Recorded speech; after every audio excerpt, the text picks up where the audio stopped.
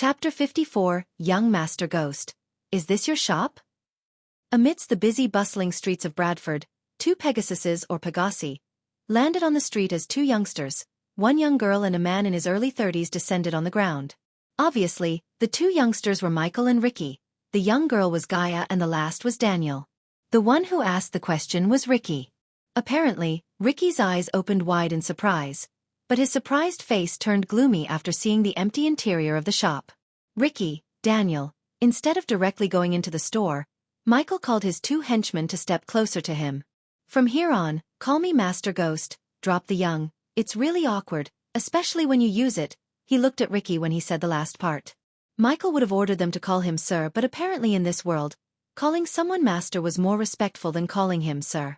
For the young part, he felt awkward when someone called him young master, especially someone who was just a year or two older than him like Ricky.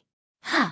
Ricky and Daniel tilted their heads and looked at him confused, but a few moments later, they nodded as they had no plan to go against his orders considering the pay he promised. And I'd like to hear them call me your Royal Highness, Gaia mumbled under her breath. You two put the Pegasus on the side and clean this place. Then he bought out some decorative objects from his system store to decorate his store with. These include things like wallpaper, fancy sofa and chairs in a modern style, some decorative ornaments meant for the glass window, and some colorful lights, which had never been seen by anyone in the cultivation world before. You got another one. When he put down the sofa, Gaia couldn't hide her shock, but she quickly landed her butt into the fluffy sofa. Quit playing and come help me with this, you damn snake. He knocked on the head as she stood up, massaging her head where he knocked. Ah! Jerk. Daniel and Ricky missed this little quarrel as the four of them began to clean and decorate the store. With the help of the two hard-working henchmen and one lazy snake, he set about doing his job quickly. He dispersed all the beautiful modern decorations around the store, illuminating the lights with arch energy. Little by little the people who were roaming on the streets noticed this and were surprised by what they had seen, but because of the dark curtains covering the windows, they still couldn't see clearly what's going on inside. They worked for almost 2 hours, and though some of the onlookers left, soon, many other people arrived. After all, these objects were all very fancy and included things that they had never laid eyes on before. Even though the decorations were temporary, he did his best to make the shop look the best. Finally, after all the decorations had been done, he bought a giant blank board and placed them on the ground. What do we name our shop? Of course, he needed a badass name for the shop because he didn't plan to be done with one shop but create an empire of businesses. Elia Alchemy. Elia Alchemy. Like the only kid who had done the homework, Gaia raised her arm and excitedly shouted. And just like the kids who never touched the homework, Ricky and Daniel gawked at each other awkwardly. You wish, Humph. You have no taste. She pouted, but he ignored her and picked his mind for a better name. The Majestic. Ah. What? Who would name a single shop the Majestic, Gaia thought, and even the two henchmen frowned. Yes, we name this shop the Majestic. He could imagine hundreds of branches all over this world with the name the Majestic. Just by mere thought, he felt extremely excited. A suitable name for an alchemy empire. Are you seriously thinking to name this shop the Majestic? She air quoted the last two words and snickered. Just imagine. He stepped closer as he put his hand around her neck, and surprisingly, she didn't resist. Hundreds of shops, all over the world, the Majestic. And when we build our main headquarters, we can call the place the Majestic City. How cool is that? When you put it like that. It does sound not so bad, she said as she also put her hand around his neck. Both Daniel and Ricky scratched the back of their head looking at these two. Now, who's going to write the name on the board? He asked, looking at Gaia as he expected her to write the name considering his handwriting sucks. Usually, girls would have beautiful handwriting compared to the boys, therefore, he looked at her. Gimme the brush, looking at his gaze. She rolled her eyes and grabbed the brush to write the name on the board. After a few minutes, she finished writing the name and it looked gorgeous. It even shocked Michael because her handwriting looked computerized. That's how you do it. Pride in her work and arrogance oozed out of her face. Without giving any snarky comments, Michael gestured at Ricky and Daniel to hang the sign outside. As soon as the people saw the sign in the store, they were greatly surprised.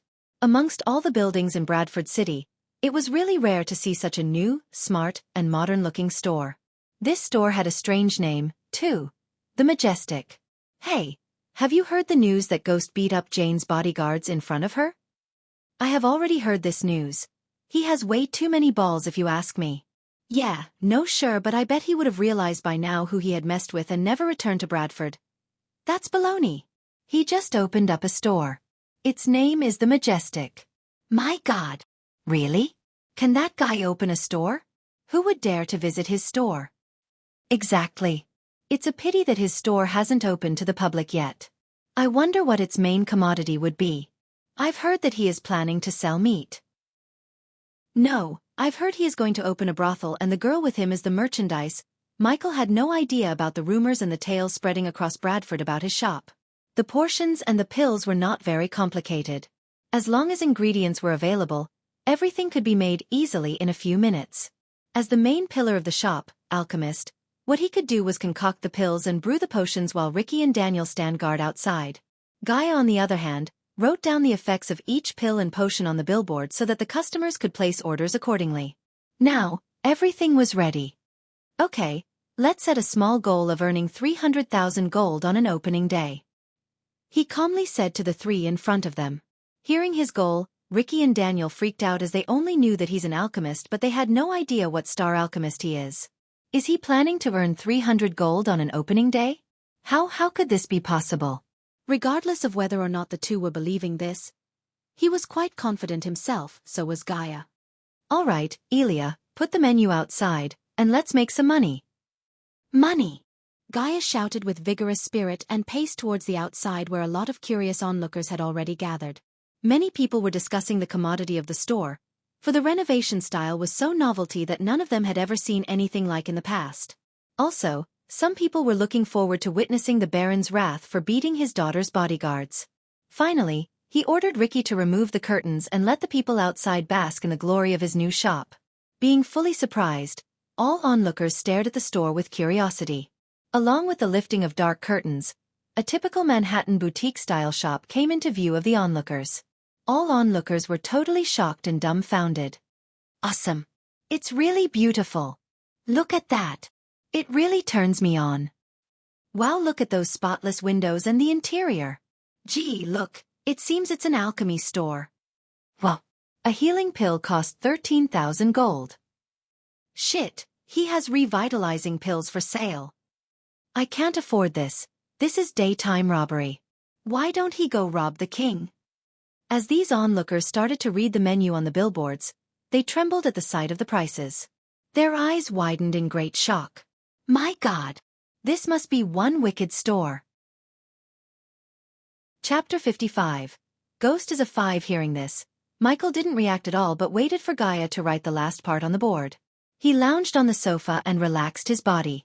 The store was full of people, but no one dared to take a step forward and make an order, as everything was just so expensive. Oh, wait a moment, look over there! A man suddenly yelled, pointing to the shop sign after Gaia finished writing. Holy moly, 80% pure pills. Oh my God, are the pills and potions made by Alchemy King Gabriel?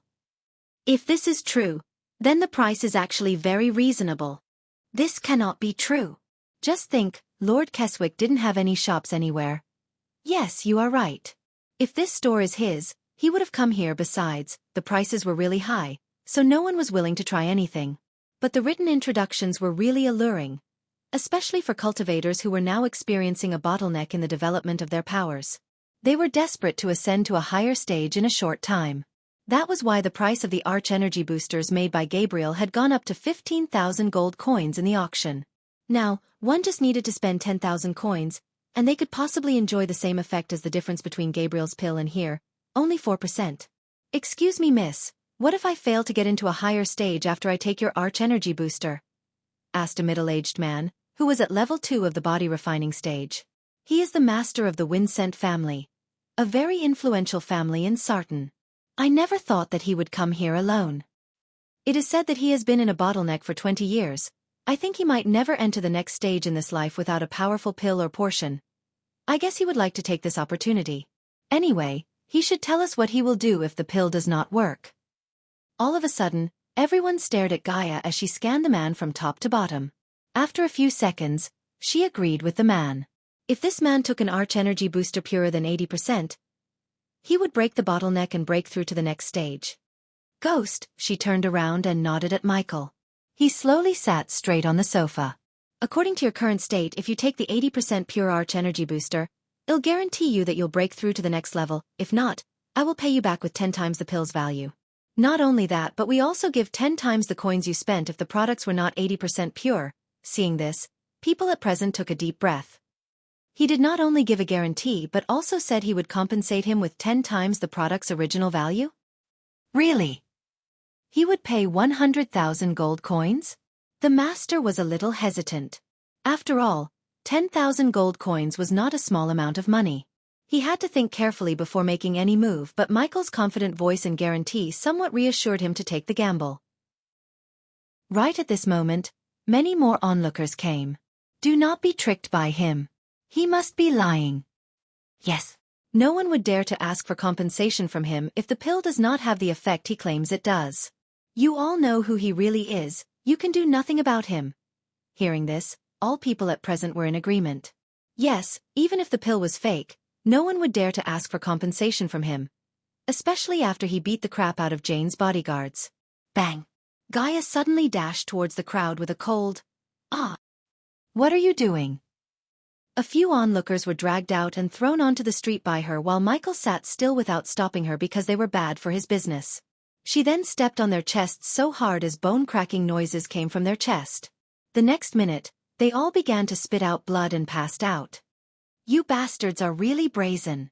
How dare you speak ill of our shop, the Majestic? Gaia sneered, and even though she was just a mortal, no one dared to raise a finger against her because of Michael.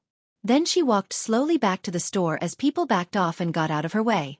They realized that not only Michael but his beautiful charming girlfriend was also a cruel devil. If you can't afford our products, no problem, but if you dare speak ill of our establishment, I will kick the shit out of you all. Everyone felt furious and stunned, including Ricky and Daniel. Just a moment ago, she seemed so harmless and cute, but in a few seconds, she turned into a scarier version of Jane, or even worse. Even with her mortal status, she's this arrogant, and imagine, if she has the cultivation level of Ghost Dam. Even his girlfriend is exactly like him, bitch. How dare she treat them like this? But they all noticed Michael standing there calmly, so no one opened their mouth to complain about Gaia's behavior. As far as Michael was concerned, most of these poor bastards can't afford his price and didn't care about their feelings. Like Gaia said, if they have the guts to speak ill of his shop, they better be ready to get their asses kicked. Ghost, since you are running a business, you should not treat customers like this, the master of Winsent family said. In the Majestic, we put the customers first, but we also do not tolerate any kind of false claims against our products, Michael calmly said as the people at present were stunned. Put the customers first? Seriously? The master of the Winsent family also shook his head. Ghost, as a businessman, you should always be honest. You said that if the products are not 80% pure, you will compensate us with 10 times the product's original value. Do you really mean it? Everyone knew even the pills and potions made by Gabriel wouldn't be 84% pure at all times, but Michael said otherwise. Of course I mean it. Buy or don't, it's your choice. He shrugged. Fine. Here are 10,000 gold coins. Give me the Arch Energy Booster. The master of the Winsent family took out a gray cube and put the cube heavily on the desk beside Michael. Michael, however, did not take the cube, but instead, he nodded at Gaia to process the payment. Gaia quickly came to him and took the pay cube. 10,000 gold coins, she said without any kind expression on her face. The man hated their attitude, but with the gritted teeth. He placed his hand on the cube as a blue holographic image of 10,000 appeared above the pay cube. In a few seconds, a neatly stacked 10,000 gold coins appeared on the table. Ricky and Daniel and every single person who saw the scene sighed and looked at the gold with sparkling eyes. For Ricky and Daniel, this was the first time they had seen a huge amount like this up close. Michael was extremely excited to see the sparkling gold coins, but he controlled his emotions and ordered the system to take the coins into his storage. Wait at the waiting area until I call you, Michael said.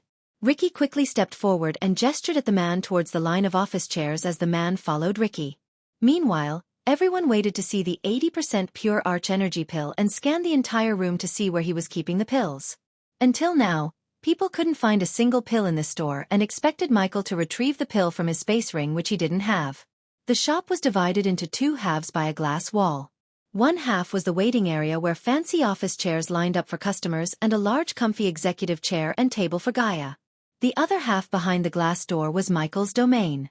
Since this store was a temporary place, he only placed a large sofa and nothing else. "Oh, I like this chair." While everyone's gaze was at Michael, Gaia sat on her executive chair and rotated the chair playfully. Whoosh! On the other side of the glass, Michael flipped his left hand, exposing his palm and revealing a bright red flame, hovering on it. What is he doing? Is he going to concoct the pills? Idiot! Look, there's no furnace.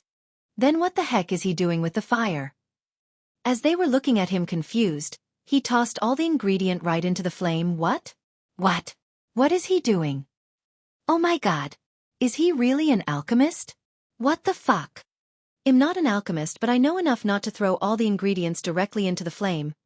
Everyone was stupefied by the turn of events, as no one thought that he's an alchemist or he would try to concoct the pill himself. Their faces had looks of utter shock and disbelief. In that next second, however, their jaws almost hit the ground and eyes bulged out of the sockets. The pearls and beads of herbal essences emerged from the flames but took no damage at all. Then the green beads merged into one round shiny pill that radiated arch energy and a sweet aroma. Holy fuck! Look at the pill, it looks perfectly pure and flawless. 80% pure. The crowd who were seeing this remained rooted to the ground in shock. Their hearts were trembling, unable to believe whatever they were witnessing. 5-star alchemist. Ghost is a 5-star alchemist. Several people among the crowd shouted as the entire shop became dead silent. Ding! Congratulations to the host for successfully being a badass. The reward is 800 badass points. Ding! Congratulations to the host for successfully being a badass. The reward is 700 badass points. Ding! Congratulations to the host for successfully being a badass. The reward is 600 badass points. Ding! Congratulations to the host for successfully being a badass. The reward is 800 badass points. Finally, the moment Michael waited appeared. The sweet sound of rings of notifications rang inside his head without a stop. Chapter 56.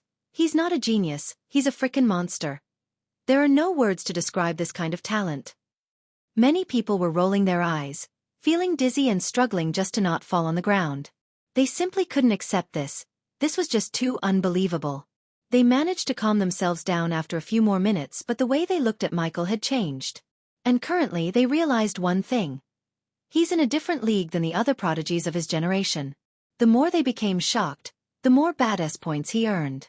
Daniel, take this pill to the gentleman over there. Holding the green shiny pill in his hand, Michael called Daniel.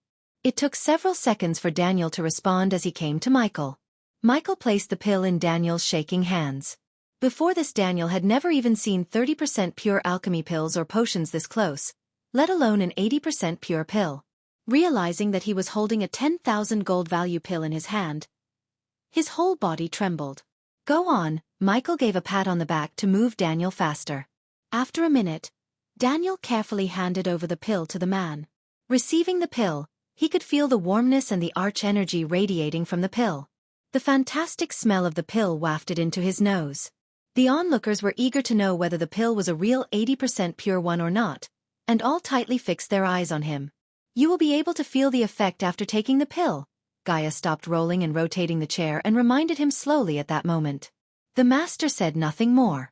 Either he would break through to the next level after taking the pill or receive 10 times the amount he paid. Both outcomes were favorable to him. Puff! He opened his mouth and put the pill into his mouth. The next moment, the man's eyes widened in disbelief. The pill melted in his mouth and released a rich aroma. He could instantly sense his body devouring the arch energy like crazy. The master was shocked. He had been taking many pills and portions for a long time expecting a breakthrough. Is the pill working? Someone in the crowd shouted at that moment. However, the master had no time to answer the question as his whole body was going through a change. It is so. He was about to open the mouth and all of a sudden, a force of energy gushed out from his meridians and rushed through his body, roaring like a tsunami. What? The master was totally shocked. He didn't have enough time to think more. The next moment, he sat down on the ground with his legs crossed and started to draw that force in with cultivation arts. Boom! After a few breaths, a formless airwave gushed out from his body. Then he opened his eyes suddenly with brand new momentum. His eyes were even clearer than before and his skin became glossy. Level 3 of the body refining stage. I did it? The master murmured to himself. His mind remained unclear for a while. Did I break the bottleneck which has entangled me for so many years?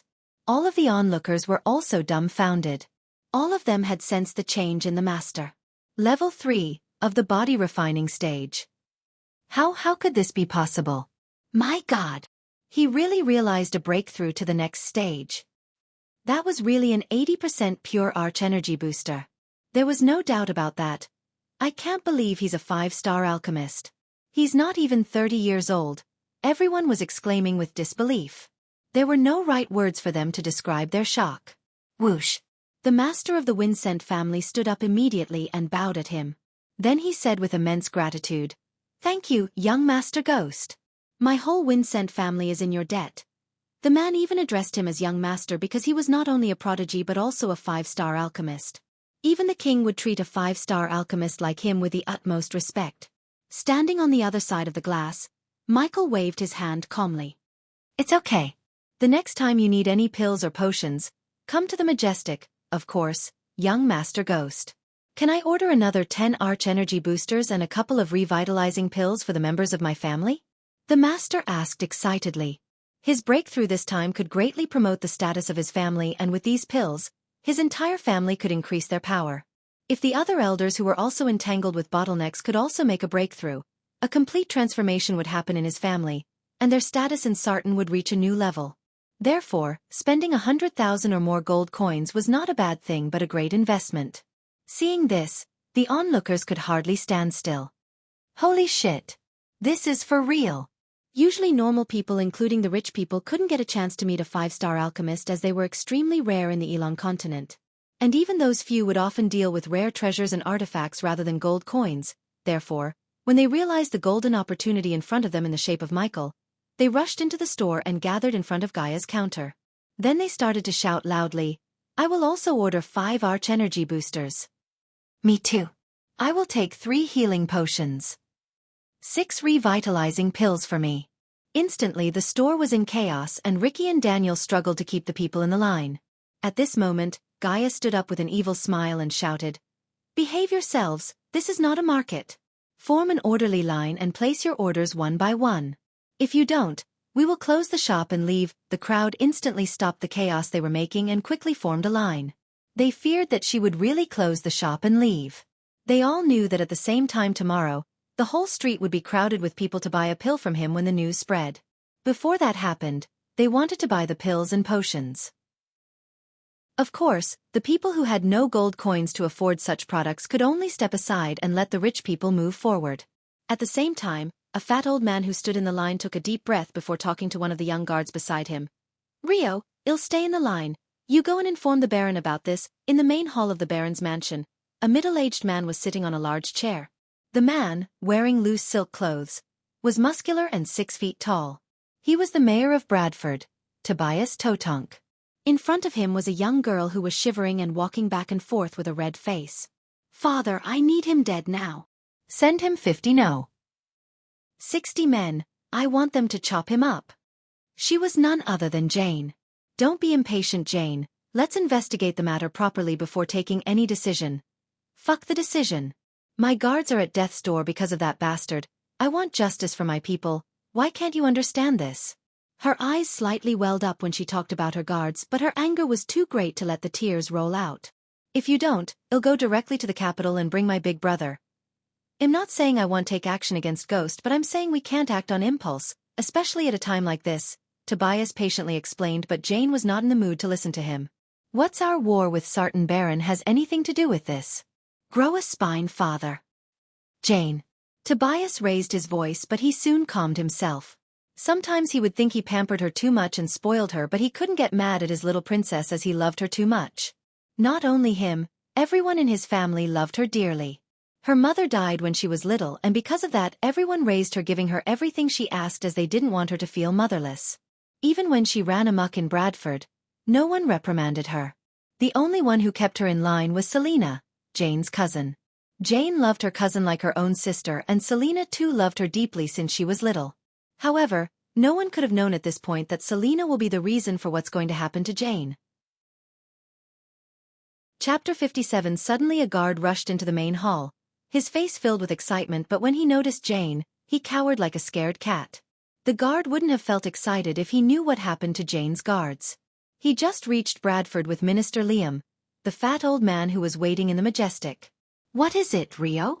Looking at the guard, Tobias asked. "There's a 5-star alchemist in Bradford, Lord Totonk." "What?" Tobias immediately stood up like his chair was on fire. "Where is he? Is he coming here? Why did no one inform me? Who is he?" Tobias ignored Jane's temper tantrum and rapidly fired questions at Rio. "Father. Lord Totonk, he opened up a shop in Bradford. Minister Liam is there to order some pills and potions.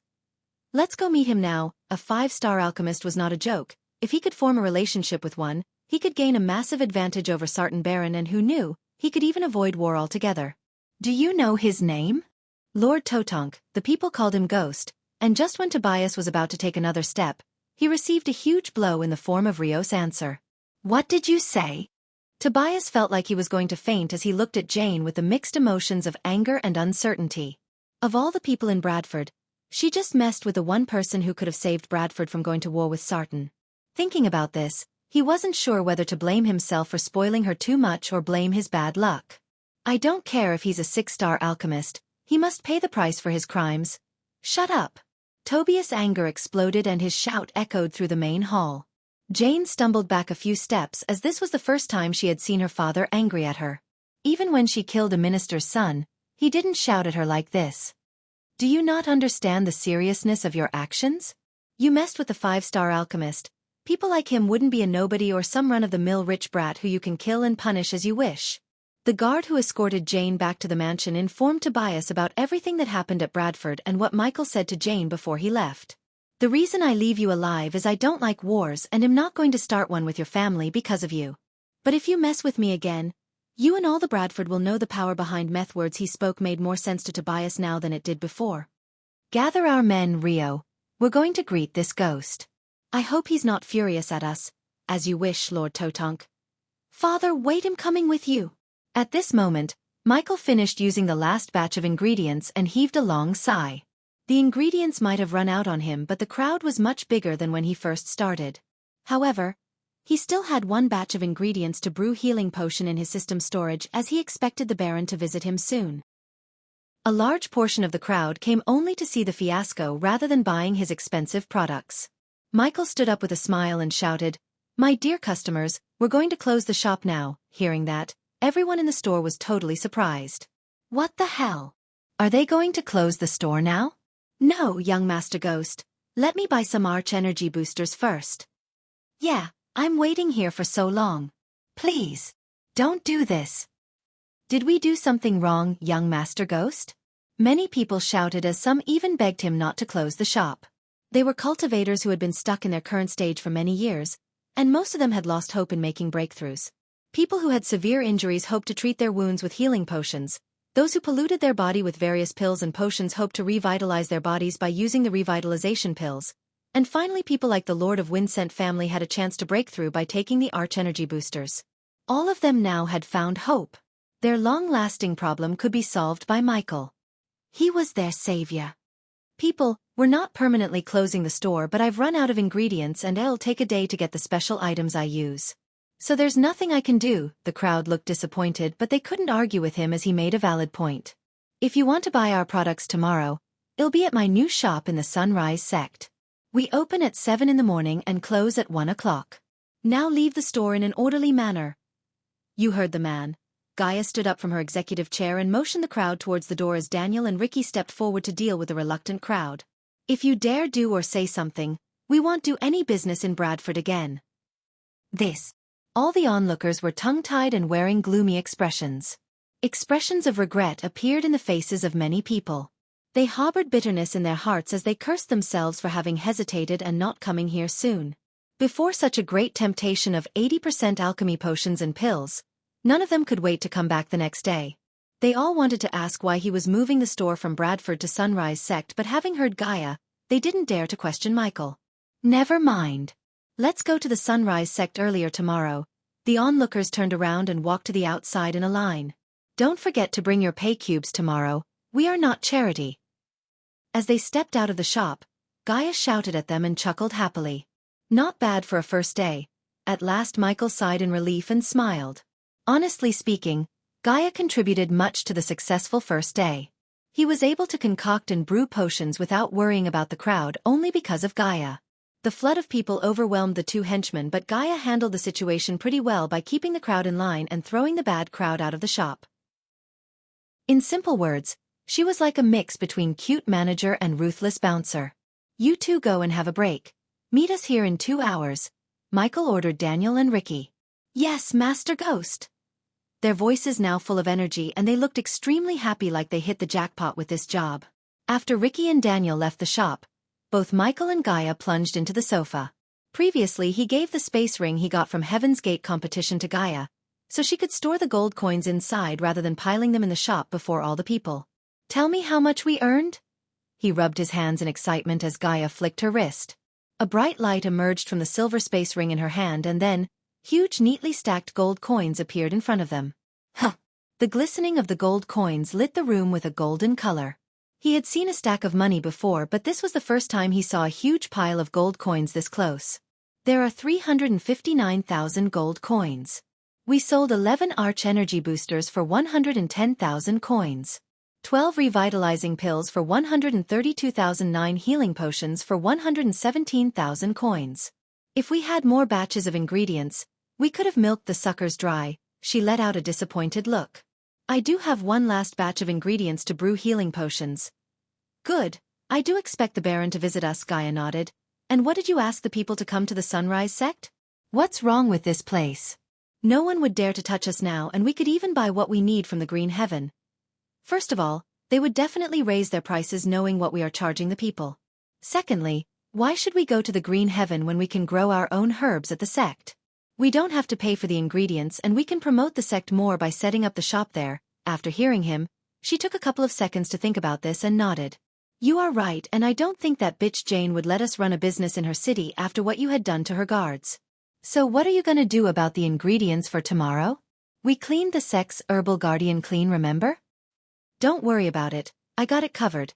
And when she was about to ask how, they heard galloping sounds and heavy footsteps. Michael looked outside through the dark curtain to see a group of soldiers dressed in metal plates and chainmail walking towards their shop. The Baron is here. Chapter 58. With a wave of his hand, Michael opened the door for the Baron and his guards. 2 guards in a full metal plate and chainmail entered through the door first, and following them, a red-haired sturdy man came inside. His fancy robes and aura gave out his identity without an introduction. You! Behind the Baron, Jane walked with the gritted teeth. Michael completely ignored her and smiled at Baron. Welcome to the majestic Baron Totonk, he said, and reached his hand out to shake Baron's hand as the Baron seemed stunned for a moment before shaking Michael's hand. You are Master Ghost? The Baron didn't expect him to be this young, as he seemed like he's 19 or 20 years old. He was not wrong, as Abraz was only 19 years old when he died. Yes, Baron Totonk, Michael said. The guards quickly brought 2 customer chairs and placed them behind the Baron and Jane to sit. Michael and Gaia sat on the sofa to hear the purpose of Baron's visit. Master Ghost, my men said you are a 5-star alchemist? How could the Baron believe a boy like him is a 5-freaking-star alchemist?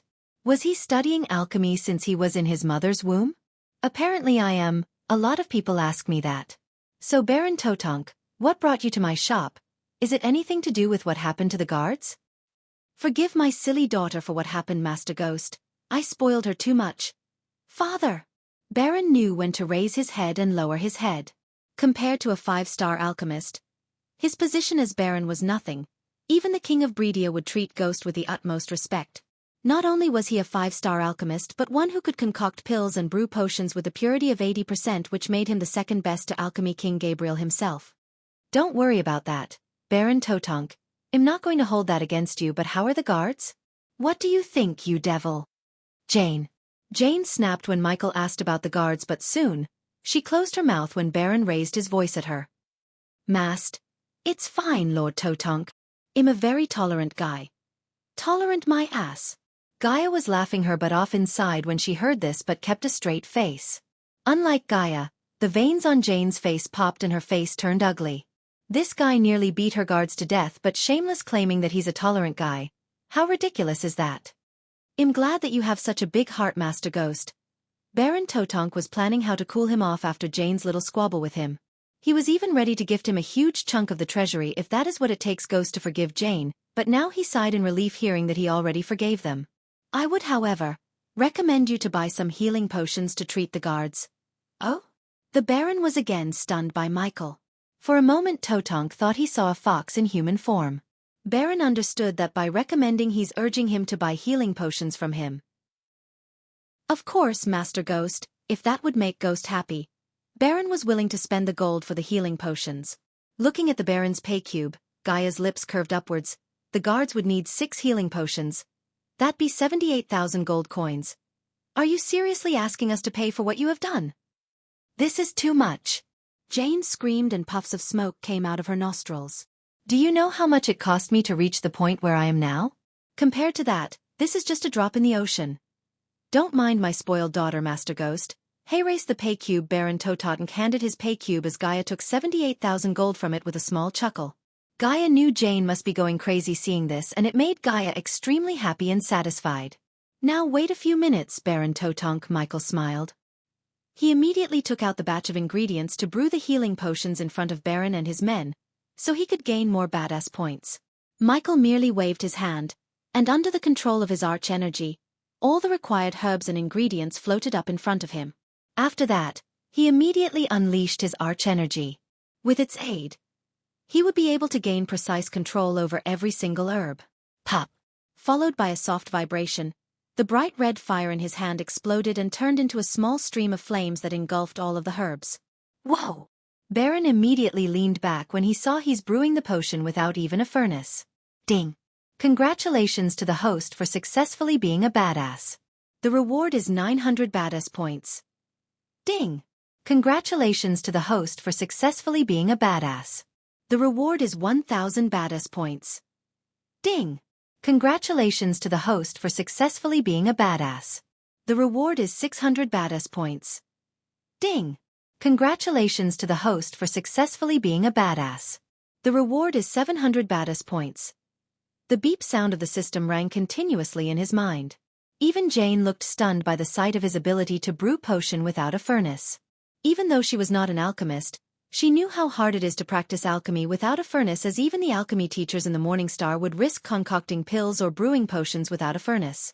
Under the intense heat of the flame, all of the impurities within the herbs were being burnt. Although the purification process looked simple, it was an important step that couldn't be neglected. His action of purifying dozens of herbs at once was simply shocking. He had a calm expression. His black hair was fluttering backward, and his eyes were brimming with vigor like a pair of dark gemstones. With all his focus, he kept staring at the sea of flames in front of him. Within the flames, all the herbs were floating in different positions and were being burned with different temperatures that suited them individually. There were no doubts about purification being a very difficult step in alchemy. Therefore, when ordinary alchemists concocted pills or brewing potions, they would use a furnace to help control the temperature of the flame. Besides, since each herb had its own melting point, the alchemist would need to purify them one at a time or purify herbs with the same melting point at the same time. If 2 herbs with different melting points were purified at the same time, it would usually result in impurities remaining or essence being burned off, which then makes the pill or the potion low quality. Even the alchemists with rich experience might at most purify a few herbs together at once. The fact that he was able to purify dozens of herbs together at once was simply astounding. Only the renowned alchemists dared to do so, and none of them would be able to do it so leisurely like he was doing. After a few minutes, 6 vials of green glistening liquid landed in his hand. Here you go, Baron Totonk. He handed over the vials to the Baron. If you want anything else, you have to come to the Sunrise sect. We are moving the shop. Why? The Baron was surprised and shocked at the same time. Master Ghost, is it because of my daughter? Why are you moving? Although the Sunrise sect was a part of Bradford, it was an independent territory unlike here. It's not, Baron Totonk. Staying here never was my plan. The Sunrise sect is my home now and I like working from home. There's nothing you can do or say that would make me stay here. Besides, I think it's better if we stay off of each other. Michael looked at Jane when he said. Baron Totonk let out a long sigh. He knew Ghost was right because he knew his daughter. It wouldn't take Jane to find a way to mess with him if he stayed in Bradford. Therefore, the Baron reluctantly accepted Ghost's move. As far as the Baron was concerned, he's on Ghost's good side and he could use this to build his relationship with him and use his reputation and status to gain an advantage over the Baron of Sarton. Then I will wish you luck, Master Ghost, and if you need anything, please just send someone to my humble house. I will do my best to help you. Of course, Baron Totonk, after a few pleasant words, Baron left the store. Jane gave him a cold stare before leaving and indicated that she's not done with him. 437,000 gold. Looking at the disappearing figures of the Baron and his men, Gaia said. Not bad at all. Human, counting all these gold makes me hungry. Let's go grab a bite. Since she had no arch energy to sustain her body needs, her stomach started to growl. She would literally kill to eat the porridge cooked by Raylene, but she was too hungry to go to the sect. All right, lead the way. Not long after this, Michael and Gaia arrived at a restaurant. It was a magnificent restaurant with luxurious decorations, and on top of the entrance hung 3 words. The Ruby Cuisine. It was a 2-story building, and the decorations were magnificent and luxurious. Anyone could sense an aristocratic aura from this place. Obviously, those who could dine at this place were the noblest and richest men in Bradford. It was noon, and this was the busiest time each day for the restaurant. Many rich and famous people wearing expensive clothing kept arriving. And on their way to here, Michael earned badass points just by walking. It was clear that many people now recognized him and were shocked by his talents thanks to the system. A young man who looked like a waiter was bowing and greeting the customers while shouting out orders at the door. When the waiter saw Michael and Gaia, he hurriedly came forwards and greeted. Young Master, young Mississippi. Please come in. The waiter said, but Gaia could sense a hint of panic and fear in his voice. Gaia nodded, thinking that probably the waiter heard of Ghost's reputation, and was about to enter the restaurant when she noticed Michael standing without moving. What's going on? Michael's environment scanning ability revealed to him that there are 2 extremely powerful entities inside the restaurant and made him reluctant to get in. Is this going to be one of the restaurant fights that would happen in novels? He loved reading cultivation novels, and in most of them, the main character would find himself in trouble whenever he enters a place to rest or eat, especially if the MC had a beautiful girl beside him. Of course, he knew face-slapping an arrogant young master in front of all the people would get him badass points, but the 2 entities inside the restaurant seemed way out of his current league. Therefore, he had second thoughts of entering the restaurant. He would rather choose to be careful and calculative than depend on the system and his luck to save his bacon. Come on, I'm hungry. I changed my mind. Let's head back to the sect. I'll ask Raylene to make something for you. He had to be alive to be a badass, and his instincts told him not to enter the restaurant. So he listened to his instincts and immediately turned back. A good man won't let his friend go hungry, Ghost. Just when he was about to leave, a voice appeared out of nowhere and formed an invisible wall around him. Shit, here we go. Chapter 59. When Michael entered the restaurant and started walking towards the tables, he could immediately feel a pair of eyes looking at him. When he turned around to look at the source of these eyes, he could see 2 girls staring at him. One of them was blonde and the other was red hair. Obviously, both of them were super hot, but Michael was not in the mood to enjoy their beauties, as they could simply kill him like swatting a fly, as the blonde was at the core formation level 6 and the red hair was at core formation level 3. At the moment, 2 of them were checking him out, and not in a good way. Take a seat. The blonde one gestured at Michael. She had shiny blonde hair, perfect facial structures, and silky smooth skin. The red hair beside the blonde was even hotter and younger than the blonde. But when he took a step forward, he felt a tight grip around his hand and looked at Gaia, who was shivering for some reason.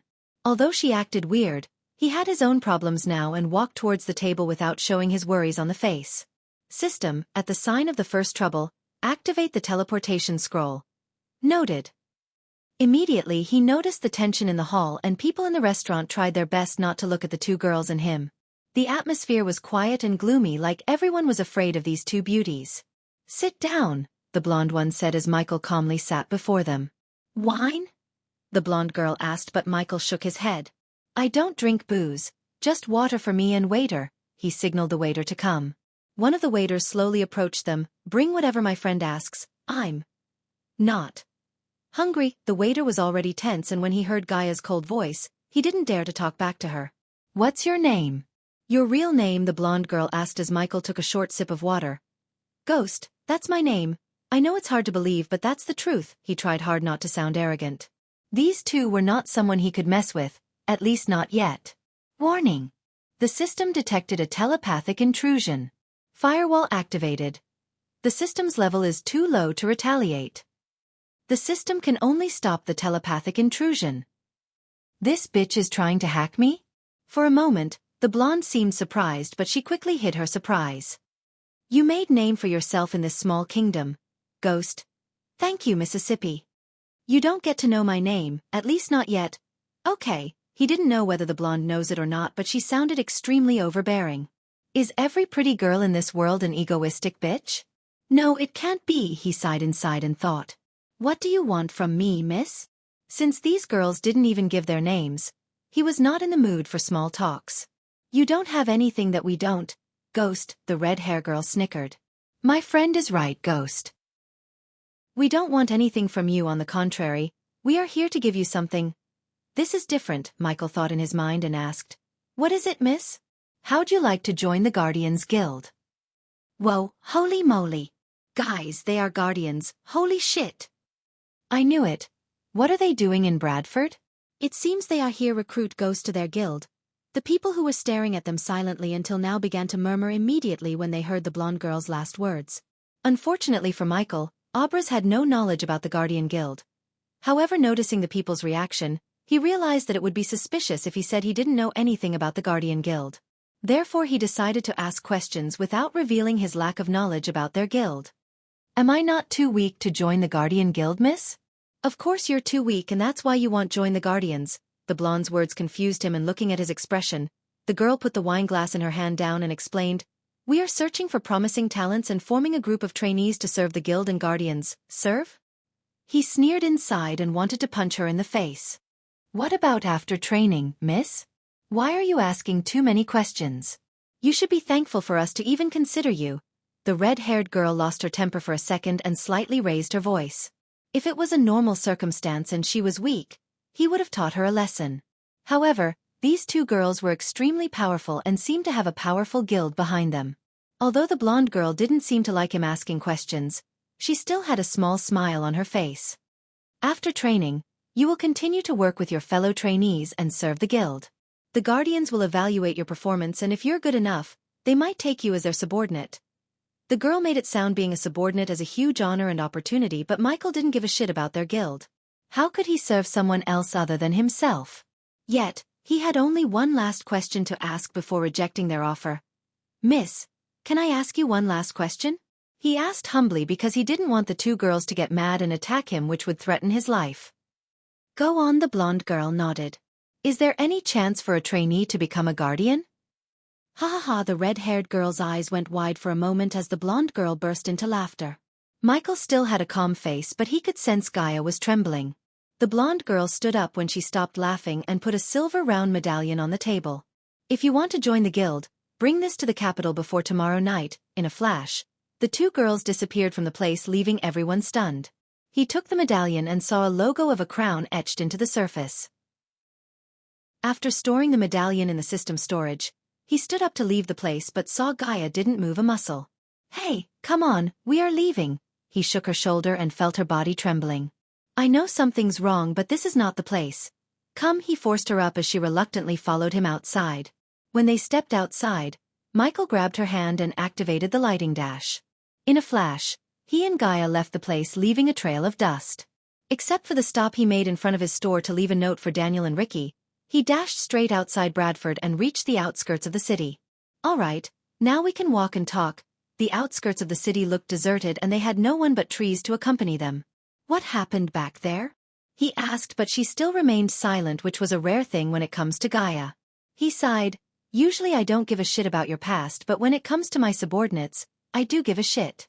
So tell me before I make you. After looking at his serious face, Gaia took a deep breath and opened her mouth. The girl back there. Which one? The blonde or the red hair? The red hair, she gritted her teeth and said. What about her? She is the reason for my state, human. She's my half-sister, Michael halted his steps in surprise. He never expected this twist, and now that he thought about this, it really made sense. So that's why you went quiet. You have to tell me what happened in Nagaland.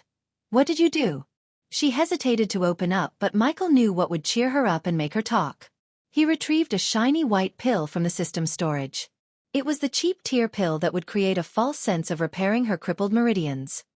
If you tell me what happened, I will give you this pill I concocted just for you. Her face slightly lit up when she saw the pill and reached out to grab the pills. No flashback, no pills.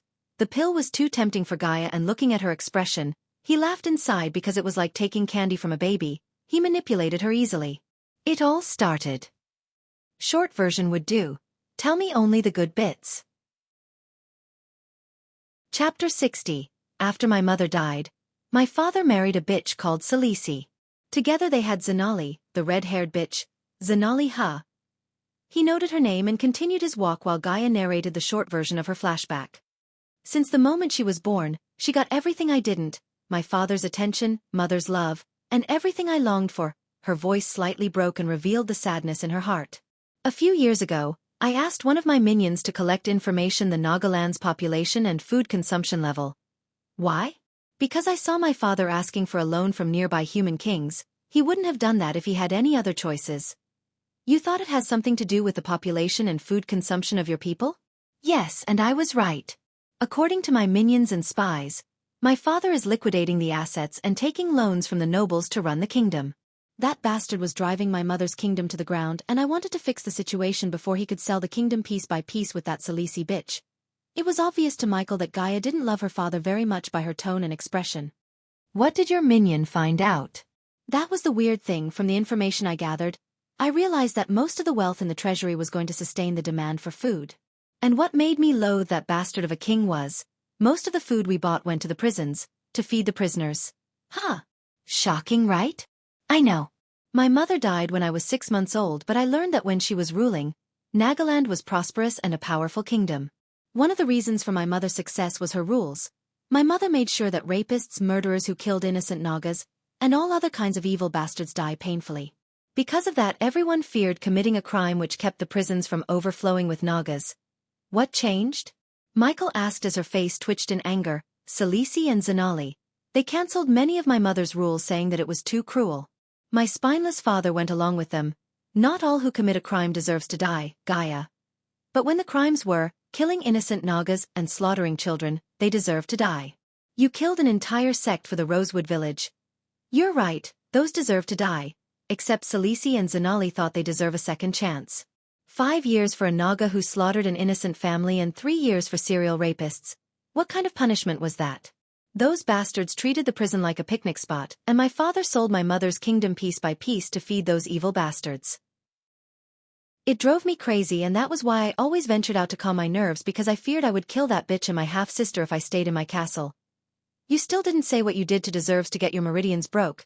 She took a deep breath after Michael's question and stayed quiet for a few seconds before continuing. I wanted to bring Nagaland back to its former glory after I take the throne which rightfully belongs to me. But when I returned to Nagaland after one of my adventures, I heard my father and most of the ministers chose Zanali as the next queen and decided to marry me to some prince of a distant kingdom. That's cold. Why did they choose Zanali instead of you? It was true that Gaia is an arrogant bitch, but she was also the rightful heir to the throne. From what he heard from Gaia, Michael could tell that her father is too soft to be a king, and Nagaland seemed like a place that needed a queen like Gaia rather than a softa like her father, who was clearly controlled by Salisi and Zanali. Because my father loved her more than me and Zanali earned the people's support with her fake charity works and donations, she seemed like a bitch to me back there. That was her real face, human. I should have killed her years ago.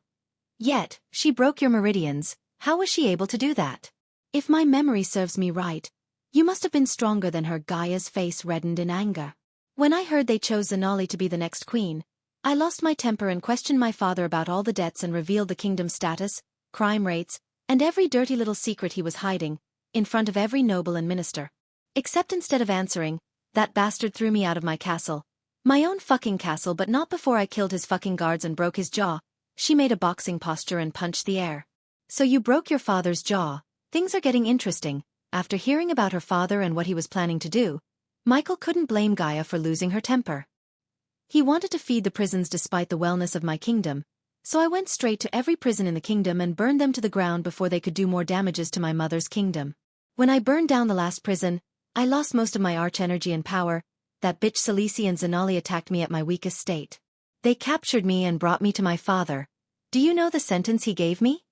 Michael shook his head, but he had a feeling that it was not a community service. Tears already started to roll out of her eyes. He wanted to kneel down and ask for forgiveness from the kin of the evil bastards I burned down. I'd rather die than kneel down and beg for forgiveness. And human.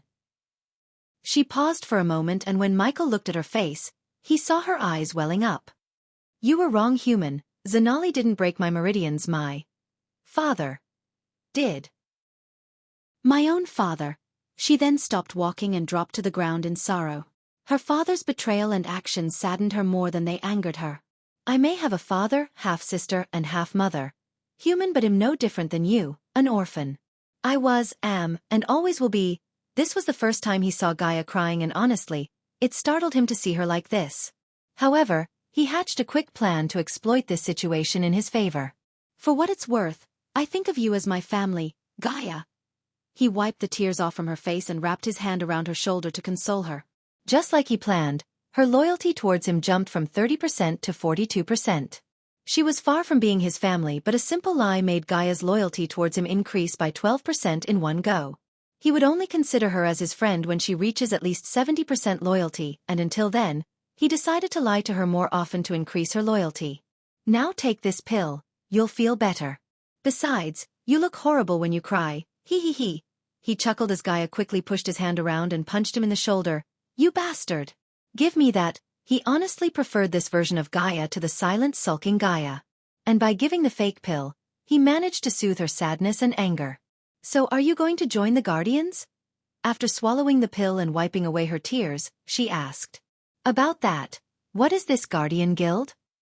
Surprisingly, Gaia didn't seem shocked but let out a stifled laugh. What would you do without me? Guardian Guild is like the Adventurers Guild but more powerful and influential. They are the law enforcers of the Elon continent. In other words, if you want to rule this kingdom, they will stop you unless you join them and abide by their laws. Law enforcers, he was allergic to that word. Back on Earth, the law and the law enforcers were his biggest enemies.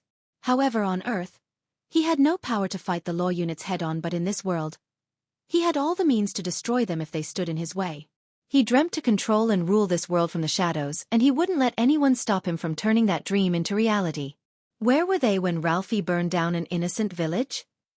They may have done something if anyone survived the massacre and complained to the Guardian Guild. Even then, it was highly unlikely because the Guardian Guild would send someone to investigate and they will take their sweet time. When they finish investigating, either Ralphie would have killed the witness or he would have bribed someone in the guild to make his case disappear. You have to be rich and powerful to get justice from the Guardian Guild, human. The Guardian Guild may have served everyone when it was found, but now, it's all politics. And that's why no matter how great you are, you can't become a high guardian. At best, you can become a bronze-tier guardian, typical. It was not a big surprise to him to hear about the Guardian Guild because it was like every law enforcement unit on Earth, slow, inefficient, and plagued by politics. Of course, they kept everyone in order on Earth, and all hell would break if there wasn't a law unit like police in a country. Considering Michael was a criminal, he never liked the law enforcers and never would. Chapter 61. The cloud failed to blanket the sky. Instead, it was irregular, chaotic in where it chooses to be thick or sparse. In the gaps, the sky had darkened. The clouds were no longer white or paler gray. Instead, they were blackened shadows that shift with the wind. There were times they moved just enough to reveal the half-moon, but for the most part, there was no light in their way to the sunrise sect. Eventually, both of them reached the outskirts of the sect and started to climb the steps leading to his house. During their chat, Michael learned that the Guardians is categorized into 5 classes or tiers. Bronze class, Silver class, Gold class, Platinum class, and finally the Palladium class. The Bronze class was the lowest in the order, and the powerful class was the Palladium. The blonde he met was a Silver class Guardian, as she wore a silver pendant on her neck, while Gaia's sister managed to earn a spot in the Bronze class, but after looking at the way the blonde treated the Zanali, Michael was sure that Zanali would get promoted to the Silver class soon. When they finished climbing the steps, he vaguely saw the structure of his house because of the darkness. Gaia was extremely tired after a long walk and couldn't wait to jump on her bed and have a shut-eye. She mustered her strength and rushed towards the house, but when she was about a few meters away from the door, Michael grabbed her hand and stopped her. "Don't make a sound, come with me." Although she couldn't see his face clearly, she could sense the seriousness in his tone. She walked with him without making any loud noise and arrived behind a huge tree. "Human, what is it?" "There are assassins waiting for me in the house." "What? How?" "I didn't see anyone." "How could you tell?" Gaia's heart skipped a beat and her body slightly trembled. She was no longer a powerful cultivator, and now she had to depend on ghosts to survive. "I can sense them. There are 6 powerful assassins inside the house to kill me." "Shit, what do we do?" "You can kill them using some of your weird spells, right?" Gaia believed that he could always perform some miracles and save the day, but she vaguely saw him shook his head. "It's not that simple," he said and opened up the system. System, status window, host. Michael cultivation level, body refining stage, level 5 experience points, 65,000/300000 badass points, 18,000 skills and spells, wind blast, LVL2 responsive shield, LVL3 environment scanning, LVL1 ignition, LVL1 lightning dash, LVL1 energy devolver, LVL1 occupation, disciple of sunrise sect status, healthy goals, control the world utility function, banker, LVL2, ratio 1000 gold coins, 5 badass points, special trait, 5-star alchemist subordinates, Gaia, loyalty level, 42%, base of operation, sunrise sect system. If I upgrade the environment scanning to the next level, can I sense the cultivation level of the assassins inside? Yes, the upgrade cost will be 9,000 badass points. Jane, you bitch. You will pay for every single badass point you're going to cost me. System, upgrade the scanner to the next level. I want to know the power level of those who are waiting to kill me. It didn't take long to figure out who sent assassins to kill him. Until now, he only made 2 enemies, Selena and Jane. If Selena wanted him dead, she had the power to kill him herself and there was no need to send assassins after him, which left him with only one culprit, Jane. He gritted his teeth and endured the acute pain in his mind. After environment scanning reached level 2, he was able to sense the cultivation level of the assassins inside without laying eyes on them. However, when he sensed their cultivation level, dark lines appeared on his forehead. 6 level 10 body strengthening stage. System. Can level 4 responsive shield withstand the attacks of the assassins? No, the level 4 responsive shield can only withstand the attacks of anyone on or under the body strengthening stage level 8. Level 5 responsive shield can withstand the attacks of the cultivators from the body strengthening stage level 10. Let me guess, I don't have enough points. Yes. This situation made him realize one of his biggest weaknesses, but at the moment, he had no time to be angry at himself. He then took a deep breath and calmed himself. Just after a few seconds of picking his brain, a small grin appeared on his face. "Alchemy, my darling system, I want to buy a potion." "Oh?" The system sounded curious for a moment. "How much is the Devil's Breath potion in your store?" 5,000 points. "How much are Bugbear Tooth, King's Basil, Silver Bay Leaf, Serpent Barbs?" 2,000 points, but the system recommends the host to buy the potion. There was a hint of tension in the system's voice, but Michael's grin grew wide. "No thanks, just give me the ingredients I asked. Does the host really wish to buy the herbs and not the potion?" "You bloody system. Are you trying to swindle me?" "I know what you're up to. You wanted to make me buy the potion and an antidote separately so you could take all my badass points away. It's not going to happen. Just give me the damn ingredients I asked. I can brew the antidote and the potion myself. The Devil's Breath potion from the system can weaken the enemies for 5 minutes, whereas the potion brewed by the host will only weaken the enemies for 2 minutes. The Devil's Breath will weaken any body strengthening stage cultivators by 5 levels, system.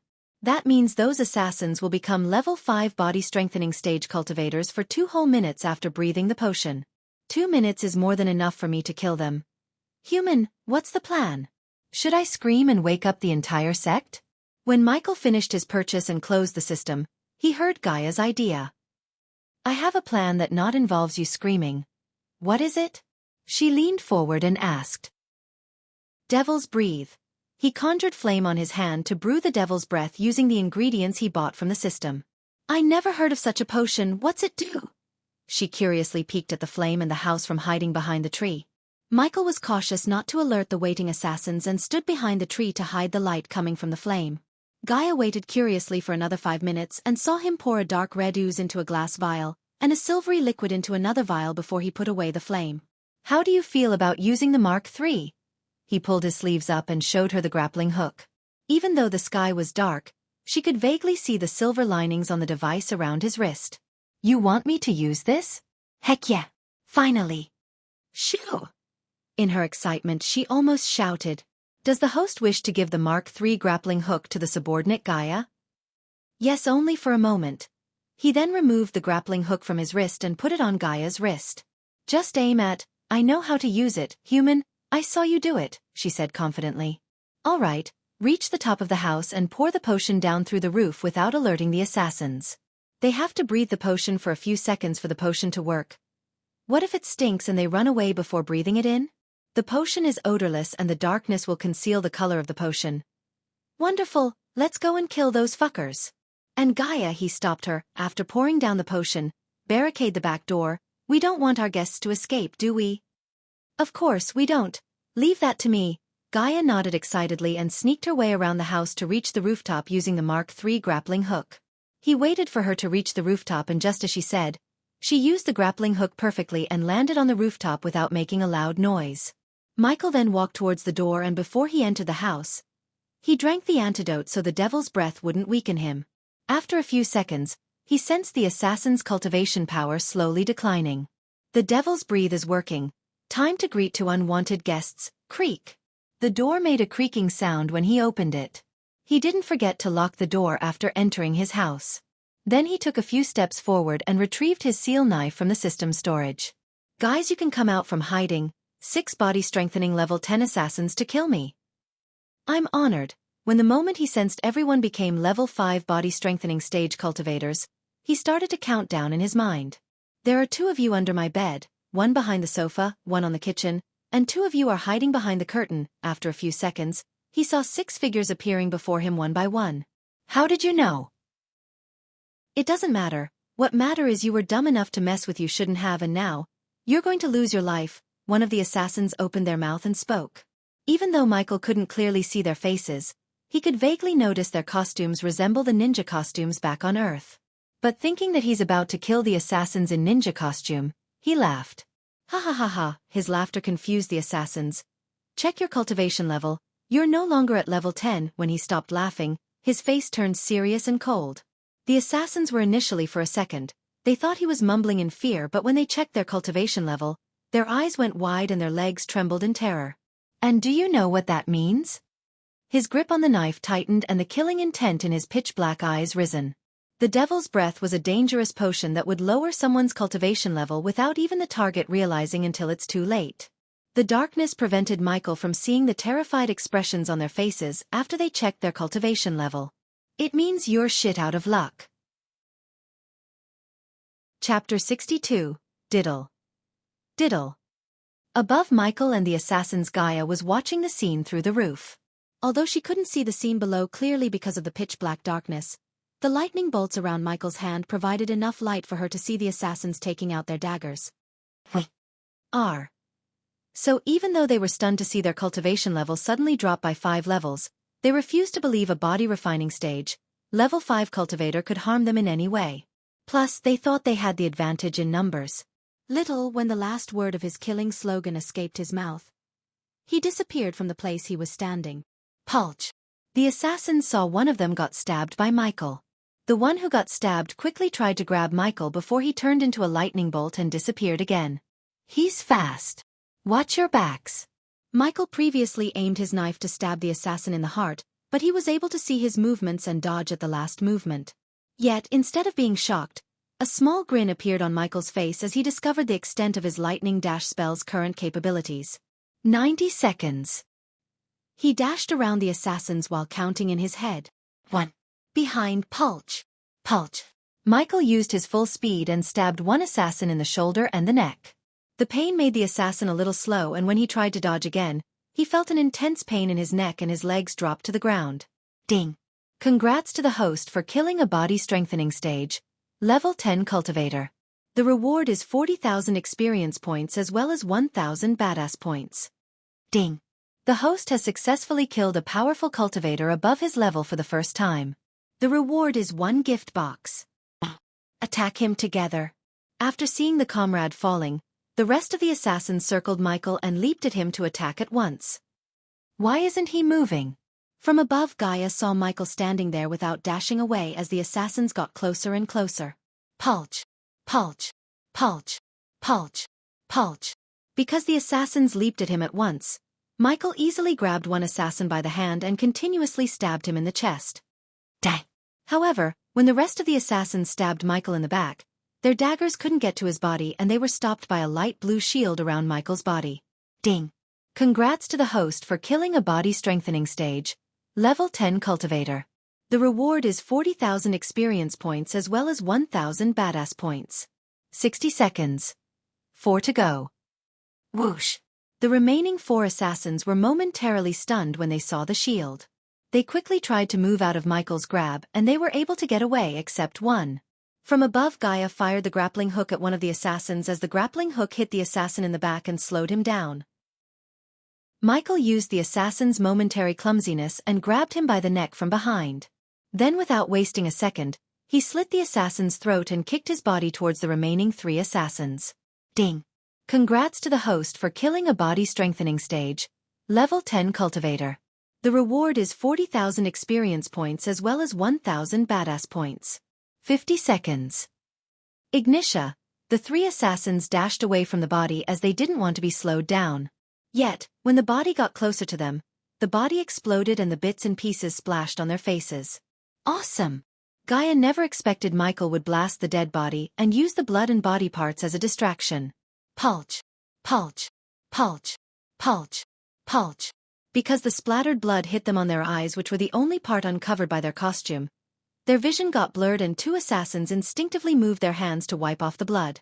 Michael used this opportunity and stabbed both of them in the chest using the lightning dash spell to speed his movements. Ding! Congrats to the host for killing a body strengthening stage. Level 10 Cultivator. The reward is 40,000 experience points as well as 1,000 badass points.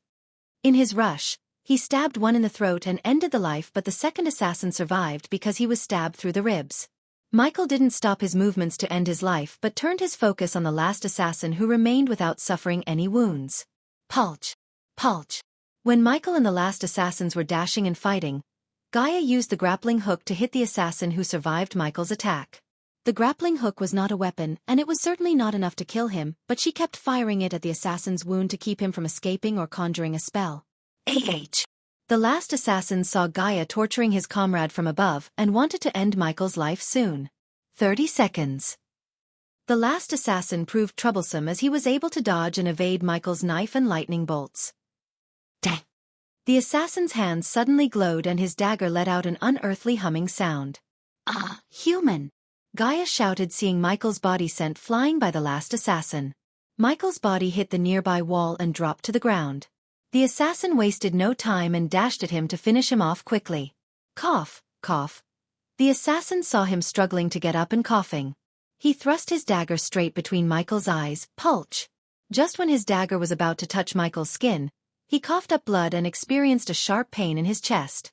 He slowly looked down at his chest to see Michael's dagger sticking out of his chest. Pulch! Pulch! Pulch! You! When the assassins realized that Michael was faking his injury, it was too late as he coughed up more blood. Ding! Congrats to the host for killing a body strengthening stage. Level 10 Cultivator. The reward is 40,000 experience points as well as 1,000 badass points. I was just faking with you, Michael chuckled and withdrew his knife from the assassin's chest. These were the words the assassin heard before closing his eyes. 10 seconds. Where do you think you're going? Boom. When Michael turned around to deal with the last assassin, he saw Gaia land directly on his back. While Gaia was crushing the assassin with her knees, he activated the lightning dash and stabbed the assassin in the back, shoulders, legs, and arms. Michael kept stabbing him in the body, but he avoided going for the kill as he wanted to ask one last question. Considering the assassin lost most of his blood and suffered many wounds, he didn't worry about the devil's breath time limit. You're dying, but I can still hurt you, he said and stabbed the assassin in the collarbone. Who hired you? Kill. Me, the assassin stuttered. Gaia punched him in the face while Michael twisted his knife to inflict more pain. Usually, I don't like torturing, but if you don't give me an answer, I will make you suffer. H. The pain he felt when Michael twisted his knife was unbearable, and the assassin blurted out the name in agony. Ja. Any. Thank you. Michael took his knife from the assassin's collarbone and stabbed him right between the eyes to end his suffering. Ding. Congrats to the host for killing a body strengthening stage. Level 10 cultivator. The reward is 40,000 experience points as well as 1,000 badass points. Ding. Congratulations to the host for leveling up. The current level is the body strengthening stage, level 6. Host. Michael cultivation level. Body refining stage, level 6 experience points. 5,000/300000 badass points. 15,000 skills and spells. Wind blast, LVL2 responsive shield, LVL3 environment scanning, LVL2 ignitia, LVL1 lightning dash, LVL1 energy devover, LVL1 occupation, disciple of sunrise sect status. Healthy goals. Control the world utility function. Banker, LVL2. Ratio, 1,000 gold coins. 5 badass points. Wealth. 440,000 gold special. Trait. 5-star alchemist subordinates. Gaia, loyalty level 42%. Base of operation. Sunrise sect. The host has one gift remaining to open. Let me deal with the bodies first. Michael exited the system. He conjured a flame in his hand and saw his walls carpet, and his sofas were painted in red with the assassin's blood. Fortunately, he knew a potion that would get rid of the bloodstains, but if he wants to get rid of the bodies, he had to get his hands dirty. I'll go to the forests and bury the bodies, you stay here. Other than burying the bodies, he had another thing in his mind which he didn't want Gaia to know. Aren't you going to inform the sect? No, they must not know what happened here. Until I return, don't let anyone. Who would come at this time of the night? But if they do, yeah, I won't let anyone in. Don't take too long. I can't sleep if the house reeks of blood. Gaia twitched her nose and pointed out the mess he made. I know a way to clean all this blood, but first, I have to deal with the bodies. Chapter 63. Leaving Gaia back at his home, Michael rushed towards the thick forest near the sect premises. The forest was pitch black and filled with nothing but sounds of insects. With the help of his environment scanning skill, he was able to move through the forest without tumbling down. After he came quite far into the forest, Michael stopped running and climbed the top of a tree using his grappling hook. The Naga girl took a liking to the grappling hook as she reluctantly parted with it when he took it back. Sitting on the branch, he used the environment scanning to make sure there's no one around him because he's going to put a dangerous but important plan on the motion. System, open the gift box.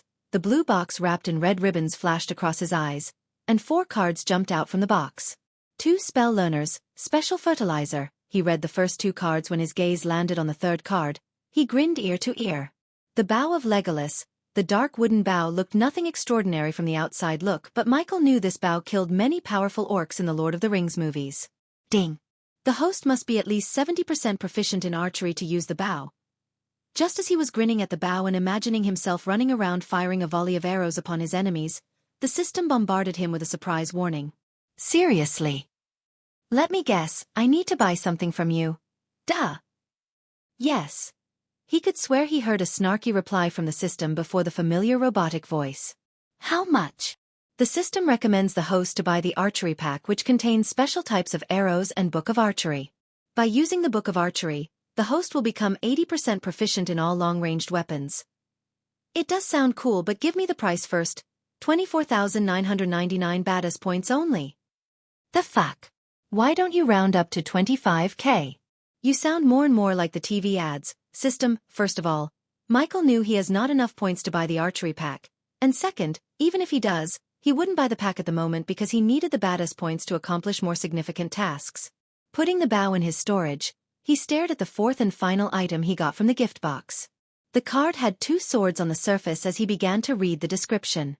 The host will be able to dual-wield swords and gain 70% proficiency in sword mastery. He breathed out as his face brimmed with a smile, for he was filled with glee. I always wanted to fight using swords.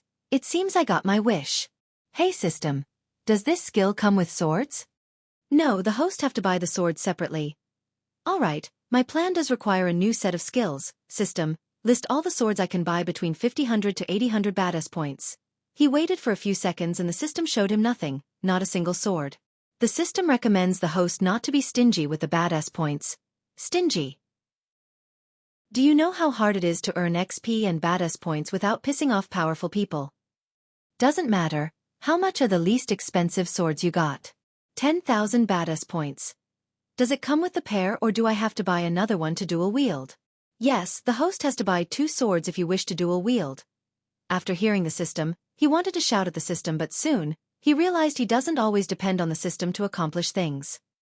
System, I can use any 2 swords, right? Yes, but the system recommends the host to buy swords from the store. And why is that? The items brought from the system store are unique, and the host will not find them in the world. Plus, the items in the store are superior in quality. I know, system, but I have already taken a loan. So I must spend each point very carefully, and I need badass points to buy something else for my grand plan. What is that, host? Michael took a deep breath and asked the system. System, I need a new suit. I'm applying the following filters. The suit must be black and under 8,000 badass points. Does the host wish the suit to have a special ability? Special ability suits cost more. If there's a suit with special ability under 8,000, I'll be glad. The suit with special ability starts on 20,000 badass points. Then no thanks. I settle for suits with no special abilities for now. The system started to search for the suits as he saw the loading icon before his eyes. He eagerly waited for the system to come up with the new suit. A few moments after, 3 iconic suits appeared before him. The Zorro costume, the X-Men suit from the X-Men Last Standing, and the Nightwing suit from the Titans. Although I like Zorro, it doesn't suit the purpose, pun intended. He put away the Zorro costume and stared at the X-Men suit and the Nightwing suit. Compared to the X-Men suit, the Nightwing suit seemed more refined and cool. The only thing that irked him was the blue Nightwing logo on the center and the blue linings on the armor. Let's put on the other items and see which one looks intimidating. System, do you have the cape of Dr. Doom? Michael wished the system to say yes, as Dr. Doom was one of his favorite Marvel characters. He always wanted to dress as Dr. Doom and go trick-or-treat like normal kids when he was little, but until he reached this world, he didn't have much chance to enjoy his life to the fullest. The black-colored Dr. Victor Von Doom cape will cost the host 1,000 badass points. Good. Put the cape on both the suits. I need to preview before finalizing my purchase. He couldn't hold his excitement. The system luckily cost him nothing to put the cape on the suits, therefore, he was able to design what kind of suit he needs without worry about the badass points. With Dr. Doom's cape and hood, the Nightwing suit looked way better than the X-Men suit. Looking at the Nightwing suit, he almost decided to go on with this suit, but he still had to buy one important piece to finalize his new suit. System, give me the black mask from the Birds of Prey film, 500 badass points. Thank God, I thought it's going to cost more. System, show me how I would look in both suits. In a flash of time, 2 naked bodies appeared before him, and then the system put the X-Men suit and the Nightwing suit on him. Just like his previous thought, when the cape and hood added, the latter looked way better in his opinion. As the last piece, the black mask covered his face. Wow! The black skull mask really looked intimidating under the hood and perfectly suited for his purpose, which was to inflict fear into his enemies and spread his legend. Under the 2 suits, the cost of buying them emerged. The X-Men suit surprisingly cost 7,500 with the cape and black mask, while the Nightwing suit cost was 7,000 badass points. System, I'll buy the Nightwing armor, and after that, I need 4 more items. Does the host wish to equip the suit of armor now? Not yet. I need rock feather, grim aconite, embark, and black metallic spray paint. Does the host wish to brew the fear potion? He wouldn't have thought it would be possible for him to create something similar to the fear toxin that Scarecrow used back on Earth. Although Michael learned chemistry as a part of his training, he was not a master in chemistry. However, this changed when he learned the Book of Alchemy. After becoming 5-star alchemist, he knew the properties of a vast amount of herbs and plants in this world, as well as which can be used to concoct pills or brew potions. With this knowledge, he was able to figure out the formula to a potion that would induce fear. Yes, 800 badass points. I'll take them. After buying everything he needed, he exited the system and started to work on the suit. He first painted the blue Nightwing logo with his metallic black spray paint, and then he painted everything that had blue with the help of his alchemy flame. Shit, I have to look for a bat cave. Working on top of a tree branch is not a straightforward thing. Chapter 64. I cannot wait to wear this bad boy and terrorize my enemies. Ha ha ha, Michael evilly laughed looking at his suit of armor. He then stored the armor in his system storage and started to brew the fear toxin. He was being extremely cautious not to inhale the toxin. As a precaution, he wore the black mask he just bought. Unlike the devil's breath, the fear toxin had no antidote. If he inhaled the toxin, he would experience hallucinations and absolute terror for a few hours. According to his calculations, the weaker the cultivation level, the stronger the effects would be. For an instance, the fear toxin would affect a body-refining stage cultivator for 3 to 5 hours, whereas it would affect a body-strengthening stage cultivator for 2 to 4 hours. After 15 minutes of careful brewing, he took a medium-sized bottle and poured a black goo-like liquid into the bottle. The fear toxin had a low boiling point, so it would vaporize very quickly and spread to a large area in a matter of seconds, which was perfect for his upcoming plans. Damn! Alchemy is so overpowered. The only thing he lacked to milk full use of his alchemy talent was the ingredients and herbs. Many powerful, overpowered pills and potions required very rare herbs and precious ingredients, which he currently had only one way to get: system store. However, the ingredients and herbs in the system store were extremely costly. Therefore, he decided to grow them old-fashioned, since he could buy the seeds from the store cheaper than the grown herbs. As for the items such as wyvern claws, dragon scales, and items he can't grow like herbs, he planned to buy them using gold coins in auction houses. The fight between the assassins made him realize his biggest weakness, that is depending on the system too much. Anytime he could run out of badass points and face a situation like that again, and if he had to solely depend on the system, he would be screwed. Because of this, he decided to take advantage of the world and the people around him. For instance, he planned to grow a large herbal garden at the sect for his alchemy rather than buying from the system. I may as well brew the blood cleaner. Using the grappling hook, he comfortably landed on the ground and began his searches for the herbs required to brew the blood cleaner. He collected most of the herbs near the area where he buried the bodies of the assassins, and now only needed a particular mushroom as the last ingredient. There it is. Considering the mushroom had a fluorescent effect, he was able to quickly find the mushroom. He carefully plucked a couple of glowing green mushrooms and put them into his system storage. At the moment, Gaia noticed a shadow outside through the window. In the darkness, she couldn't make out the face but barely saw the figure with the help of the half-moon. Bastard didn't even give me his knife! She cursed Michael and picked up the vase to defend her.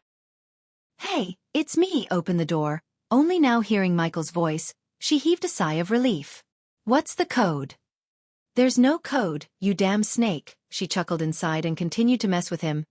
You have only 2 tries remaining. What's the code? Gaia is a bye. Before he could finish his words, she slammed open the door with a furious expression on her face. What did you call me? I was going to say Gaia is a big girl. What did you think? He pushed her away and entered the house. You fucking liar. You were going to say Gaia is a bitch, weren't you?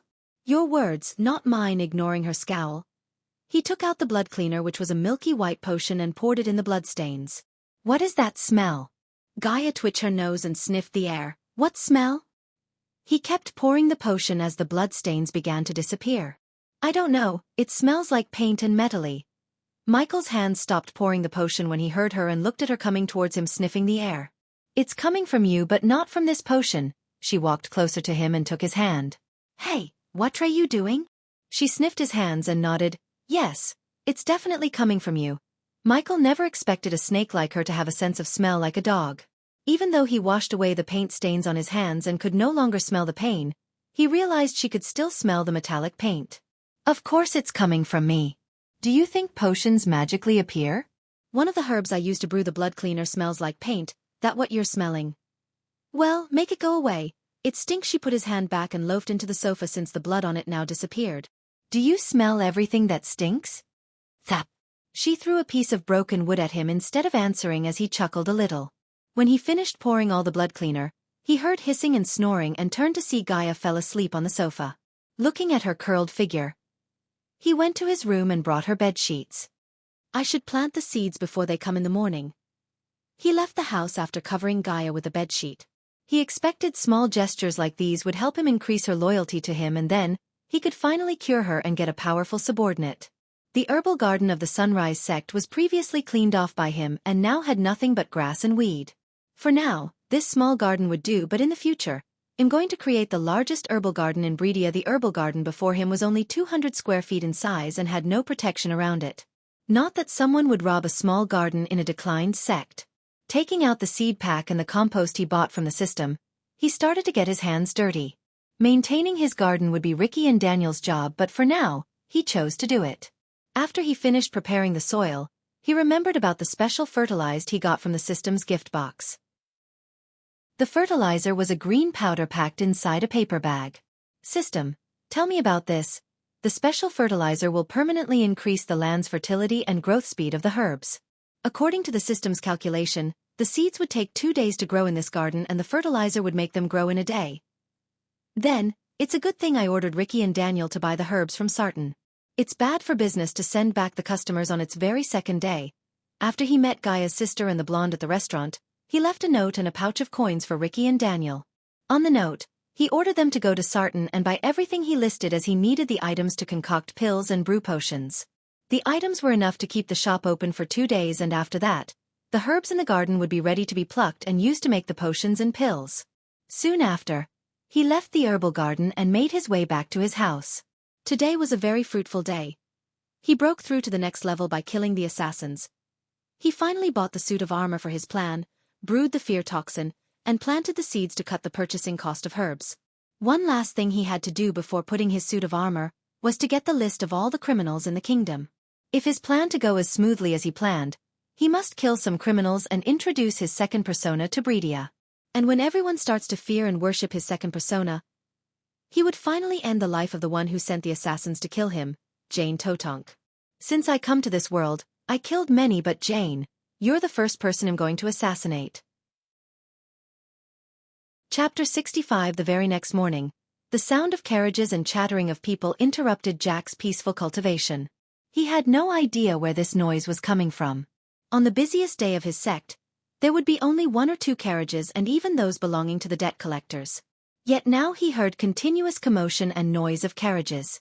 He could no longer concentrate on cultivation. He opened his eyes and walked outside to check what's happening. What the hell? When he stepped out of his tiny room, he was welcomed by the sight of a huge number of people walking towards their sect. Particularly, they head directly towards the place where Ghost was staying. Who are all these people and why are they coming here? Brother Jack, do you know what's going on? Some of his juniors also woke up by the commotions and they came asking Jack. I don't know, but I should go and inform the elders. Meanwhile, countless noblemen of Bradford and Sartan were all rallying into their mountain range after hearing about the 80% pure pills and potions. Some people from the influential factions had come too. As time passed, more and more people came. Soon, people filled the whole area. Some people even wanted to buy places earlier in line in front of Michael's home, but no one was willing to sell their place. What's going on? Why on earth are there so many powerful and influential people here? Raylene woke up early to make breakfast for the children and clean the sect building, and when she saw the crowd this early in the morning, she was surprised. Inside Michael's house, Gaia's eyelids twitched, and the commotion outside disturbed her slumber. Soon, she heard soft knocks on the door as she finally opened her eyes. I swear to God, if that little shit Jack. Just as she was about to finish her curse, she remembered about the store and realized the people had come before even the morning sun. Throwing aside her bedsheet and tying her hair into a ponytail, she went to open the door. The moment she opened the door, she was stunned by the crowd that greeted her. For a second, she stared at the sea of people before her speechlessly before talking. The sun hasn't even risen yet, people. Wait a few hours, Alchemist Ghost will be here with you soon, Gaia shouted out loudly. Miss Elia, I came here first, so I'll be the first person to order. I have come for the energy boosters. I want healing pills. My grandpa is dying. I want 5 revitalizing pills. Their shouts almost broke her eardrums as she shouted again. Fine, stand in line. If anyone tries to cut in line, we won't open the shop. Do not worry, we will behave ourselves. If anyone dares to cut in line, I will kill him. Yes, kill him. On her way to his room, she hatched a quick plan in her mind. After seeing the crowd of customers at their doorsteps on the very second day, she wanted to put her fingers in the pie. Does asking 50% on the profit is too much? Asking this question, she kicked open Michael's room door to see him peacefully sleeping on the bed. She was surprised to see him sleeping rather than cultivating because only mortals had to sleep to refresh their minds and bodies. She wouldn't have slept if she was still a cultivator, as a few hours of meditations and cultivation would make her feel rested. However, she didn't expect a genius like Michael to sleep like a baby despite the commotion outside. Hey! Wake up! She came beside his bed and dragged the quilt away like an angry mother waking up her kid. Go away! He didn't let go of his quilt. Like many school students and workers, he failed to fight the 10 times the gravitational effect of the bed in the early morning. If he was on Earth, he had to use every minute and second honing his skills because people on Earth would age and become sloppy at what they do with age. However, he was not on the Earth anymore.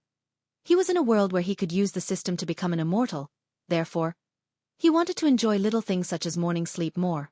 He didn't plan to go from place to place often, piss off powerful people and fight all the time.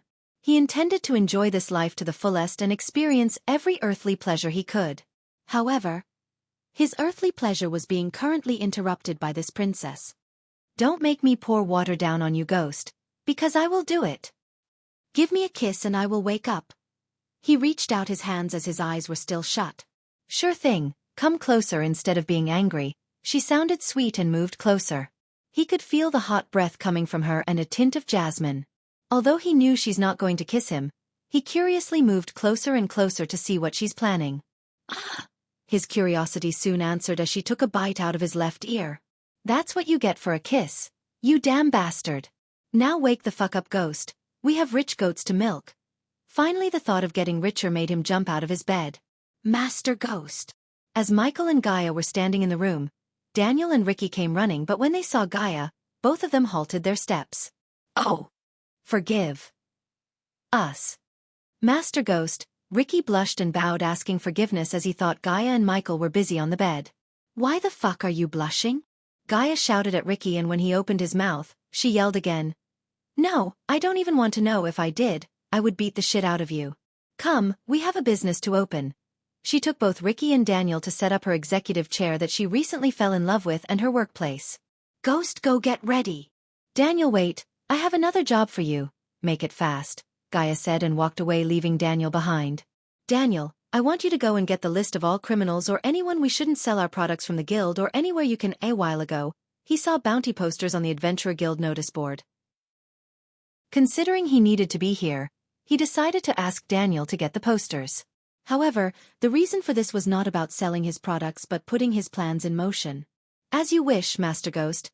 Daniel didn't ask any questions as he bowed and turned to leave as Michael stopped him. Be discreet.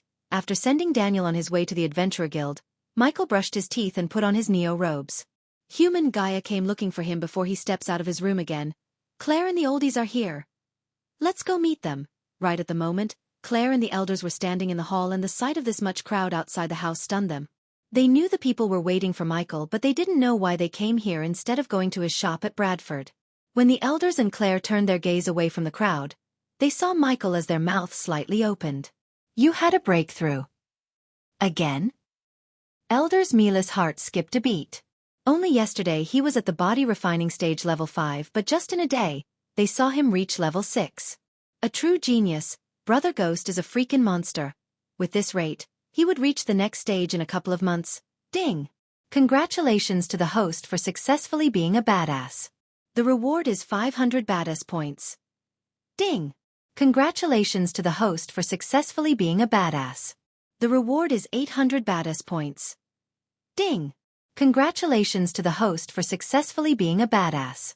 The reward is 1000 badass points. Ding! Congratulations to the host for successfully being a badass. The reward is 600 badass points. Just by impressing the elders and the few disciples behind them, he reaped a bunch of badass points. While the elders were staring at him shocked, Claire had a gentle smile on her face as the more he grew, the more chance they would have to revive their sect. Sect leader Claire, elders, he greeted them with a wide grin and a nod. Sorry for not informing you about this. I would have moved the shop here if it wasn't for what happened in Bradford with Jane. I realized that if she messes with me again, I would do more than breaking her bodyguard's bones. I didn't want that, so I decided to move the shop here. I hope sect leader Claire and the elders don't mind. I wanted to inform you yesterday, but meeting with the Guardians took some time. Guardians. From the Guardian Guild. Elder Miles felt the world around him spinning in shock and dropped onto the chair behind him. What did they talk to you about, if you don't mind us asking? Elder Sandra asked with a soft voice. They asked me to become their trainee, but I rejected them. You did what? Oh my God, I'm going to die. Elder Miles screamed again and fainted on the spot as the other elders also looked quite startled. Claire heaved a sigh of relief inside. If he left the sect to join the Guardian Guild, how could she revive her sect? Ghost, tell us everything that happened, Elder Mark asked, and the elders sat down on the sofa. Of course, elders. Just give me a moment. He grinned widely because he realized that if he concocted pills and brew potions while talking to them, he would look more badass and accumulate the much-needed badass points, not to mention the gold coins. Elia, start taking the orders. We are opening. Chapter 66, Show Off. Gaia mumbled under her breath and opened the doors to the customers waiting outside. What are you doing? Elder Sandra frowned. After taking the pills he gave her, Elder Sandra's complexion looked better and she seemed healthier than before. Multitasking. Elder Sandra. These people are waiting for me from early morning and you're here for an explanation. I can't make either of you wait any longer, Michael calmly explained and conjured the flame on one hand while sitting on the sofa to concoct the pills. It's dangerous not to solely concentrate on what you're doing, Ghost. The elders were genuinely concerned because if he made a mistake, not only him but they would also get burned by his mistake. Trust me, this is a walk in the park for me. Now where was I? Rejecting the Guardians, Elder Mark said as Michael started to tell everything that happened in the restaurant except the fact Gaia's sister is a Guardian. Look. He's concocting pills while talking to the elders. I've never seen an alchemist concoct pills so casually. Yeah, I heard even the Alchemy King wouldn't let anyone inside his work hall as concentration is crucial in making pills and brewing potions. Are you saying that Ghost is better than the Alchemy King? He might be because Alchemy King Gabriel is 50 years old, but look at him, he's not even 25. Imagine where he would be in another 25 years. Just like Michael planned, the people were stunned by him multitasking and murmured among themselves. Ding! Congratulations to the host for successfully being a badass. The reward is 700 badass points. Ding! Congratulations to the host for successfully being a badass. The reward is 500 badass points. Ding! Congratulations to the host for successfully being a badass. The reward is 900 badass points. Ding! Congratulations to the host for successfully being a badass. The reward is 800 badass points. Inside the house, Michael heard the continuous ringing of the system notification. His heart jumped in joy looking at the badass points increasing. Eventually, Michael finished telling the elders what happened with the two guardians. The elders and Claire let out a deep breath. Because they were immersed in Michael's story, they failed to notice the money he just made, but Jack was more interested in the money than Michael's story. He slowly walked to Gaia's counter and looked at the pay cubes over her shoulder. At the same, the next customer came to Gaia's counter and placed his order. Miss, I'd like to order 2 revitalizing pills, 2 arch energy boosters, and 3 healing potions, 81,000 gold. What do you think you're doing? Gaia turned back to see Jack's eyes sparkling at the amount of gold she just took from the pay cube. Can I touch it? Jack had never seen a pile of gold coins before, and in front of him, a huge pile of gold coins lighting the room with their shine. No, you can't touch it, you little shit. Go away. Gaia shushed him away from the stack of gold coins. Michael noticed this scene but didn't say anything. After being shushed away by Gaia, Jack went to Ricky, who was busy taking the pills and potions from Michael's hands and delivering them to the customers. Do you need any help? Jack asked Ricky. No, my lord. I'm doing just fine. I'm not a lord, I'm just like you, a commoner. I'm Jack Roybin. What is your name? Jack reached his hand out as Ricky reluctantly shook his hand because lord or not a lord, Jack was a cultivator at the foundation stage level 4 while he was just at the arch sensing level 3. Ricky Mervan. So Ricky, how much are you earning working for Brother Ghost? Ricky was surprised by Jack's sudden blunt question, but he sighed inside and answered, 120 gold, Jack. Per year? Per month. Oh, wait. What? Jack's body shook for a second hearing Ricky. He was barely able to send 10 or 20 gold coins once a year to his home, but Ricky was earning way more than he ever could. What disturbed him more was Ricky was just a mortal while he was considered a cultivator. I wasted my life cultivating. Oh God. Jack mumbled continuously and went to join Elder Miles on the sofa. All right, people. We are closing the shop for today. We'll open again in 2 days and we will have more varieties of pills and potions. Spread the news. If I see anyone knocking on my door tomorrow, I won't be responsible for killing the one who knocks. Oh come on, we didn't get to order anything. This is unfair. I need healing potions to save my grandma. If you love your grandma so much, come before anyone else. Gaia yelled at the person who tried to use his dead grandma to buy pills. The ones who got to buy pills and potions left the mountains with a wide grin while the people who didn't get the chance walked away with gloomy faces. After she shut the doors, Gaia started to count the gold coins under the shocked gazes of the elders and Claire. Jack still tried to touch the pile of gold as Elder Mark swallowed a mouthful of saliva looking at the scene. Warning! Warning! Debts of the base of operation are increasing. What the? Michael's smile disappeared hearing the warning beeps inside his mind. He then entered the system to see what's going on and why is the system yelling at him. Host, Michael cultivation level, body refining stage, level 6 experience points. 5,000/3000000 badass points. 16,000 skills and spells. Wind Blast, LVL2 responsive shield, LVL3 environment scanning, LVL2 ignitia, LVL1 lightning dash, LVL1 energy devover, LVL1 occupation, disciple of sunrise sect status, healthy goals, control the world utility function, banker, LVL2, ratio, 1,000 gold coins, 5 badass points, wealth, 440,000 gold special trait, 5-star alchemist subordinates, Gaia, loyalty level 47%. Base of operation, sunrise sect, seriously, you're giving me warnings about base of operations and showing me my stats. Open the base of operations, base of operation, the sunrise sect current leader, Claire Marigold level, 1 debt, 3,057,543 gold coins number of members, 34 status, declined legend, 20/1000, crappy old sect where a 5-star alchemist resides. What the fuck is that debt amount? Is there a bug or something in you system? Nope. Then how the hell did the amount of debt go from 450,000 to 3 million? The host should ask the sect leader. The sect took a debt with variable interest rate. Considering the sect hasn't even paid their interest and just a minute ago, they crossed a 2-year time limit. Hence, the system calculated the total debt amount and showed it to the host. Variable interest rate? 2-year time limit? Fuck. The system recommends the host to pay the debt sooner than later or the system would deduct the host's badass points on a regular basis. Oh come on, why would you do that? What's the connection between debt and you deducting me badass points? Michael was really frustrated by the system's blackmail and wanted to punch the system in the face. He was planning to buy new swords and renovate his house using the gold coins he earned through hard work, but now, he had to pay the debt as soon as possible. The answer is simpler than you think, host. You are not a badass if you are neck-deep in debt. He really tried to calm himself by closing his eyes, but what the system said next almost made him lose his cool. Host, when are you planning to upgrade the system? The system's robotic voice sounded like it was messing with him. Let me first deal with the debt, jerk. He exited the system with a gloomy face and Gaia noticed the change on his face. But before she could ask what's wrong, Michael turned his gaze towards Claire. Sect leader Claire, I need to ask you something. His voice brought Claire front the days of looking at the shining pile of gold. What is it, Ghost? How much debt are we in? The question surprised the elders and Claire.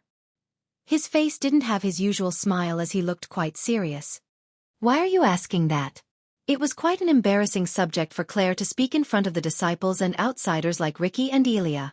Knock, knock. Suddenly someone knocked at the door and turned everyone's gaze at Michael's door. Because of that, Michael guessed the ones knocking on the door are the debt collectors. Can I have one peaceful day without someone trying to kill me or take my money? Michael sighed inside and prepared to give all his money because badass points are harder to earn than the gold coins and badass points were more valuable compared to gold coins. The fuck? Didn't I say we closed the shop? Prepare yourself to get wrecked, you asshole, outside the door. However, Gaia had zero ideas about the ones outside as she thought it's someone who came to buy pills or potions, ignoring her order. She clenched her fists and rushed angrily towards the door. Stop, Elia. It's not who think it is. Chapter 67. Before Gaia could mess with the newcomers, Michael waved his hand as the door opened. On the other side, he saw a group of men in fancy clothes standing and they entered his house following a plumpy middle-aged man.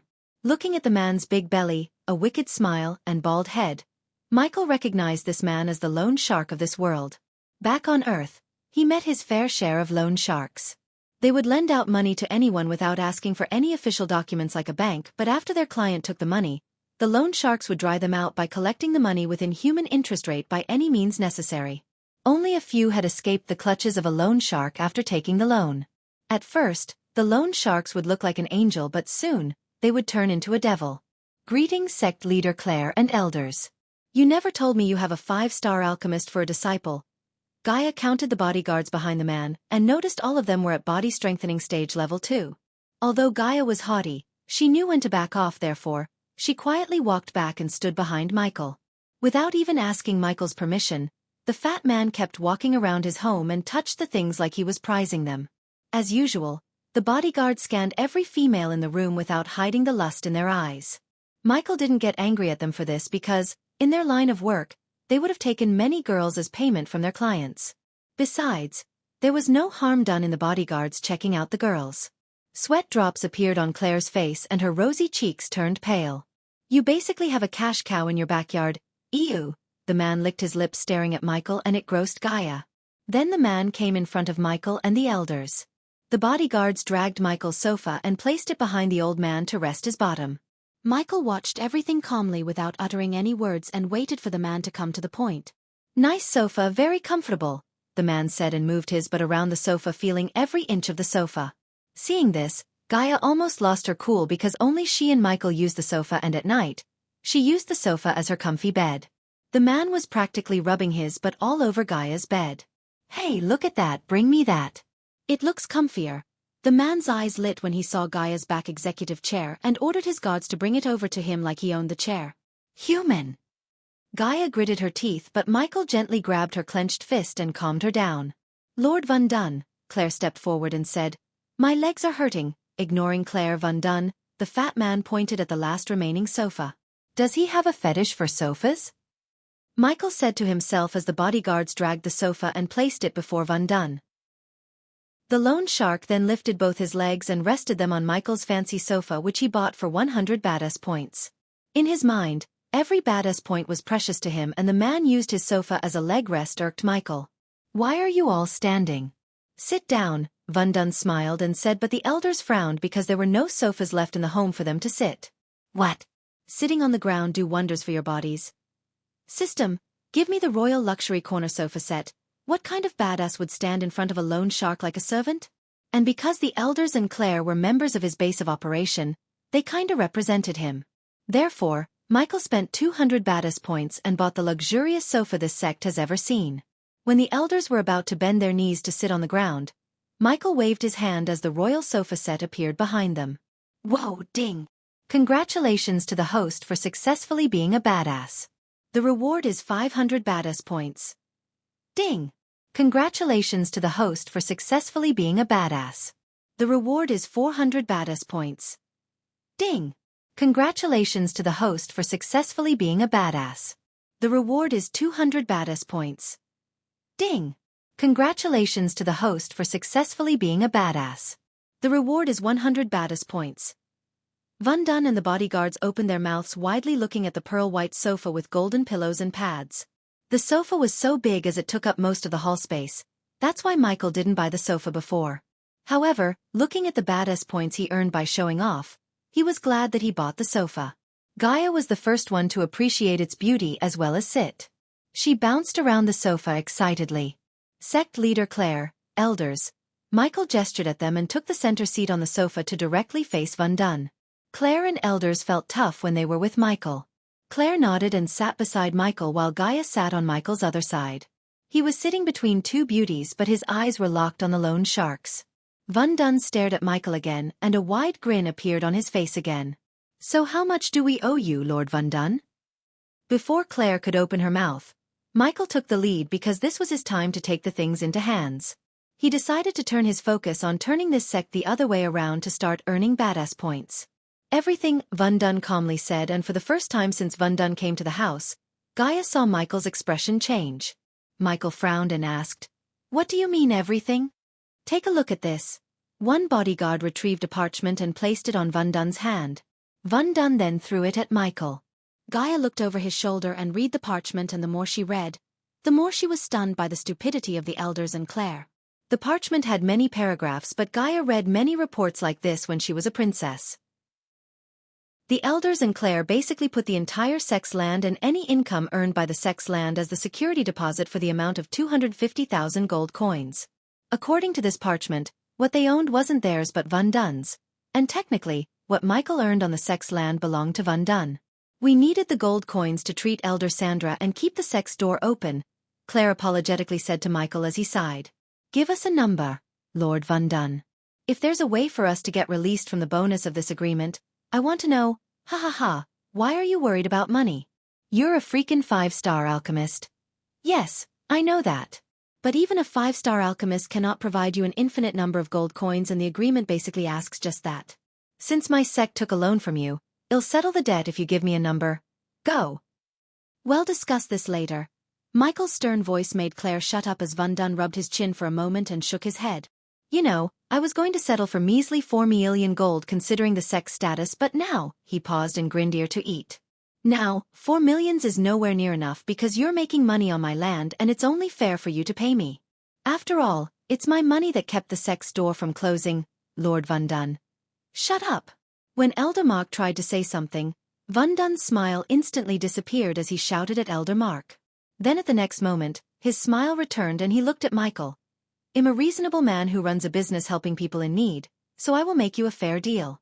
I'll let you keep running your business on my lands and in return, I'll get, let's just say 75% of the profits you make. You can keep all the rest to yourself. Are you kidding? Gaia finally had enough of Van Dun and shouted. I'll take the deal. Wait, what?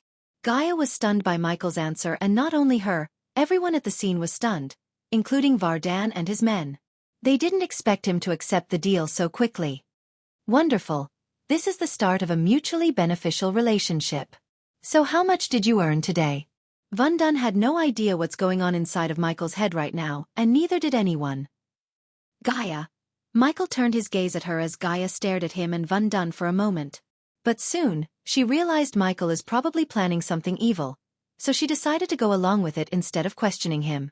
600,000. Well, I take your word for it, men, take only 450,000. And Ghost, I'm trusting you here. Don't break my trust by doing something like reporting to the Baron or leaving the sect. Of course, I can't stop you from either of those, but accidents happen.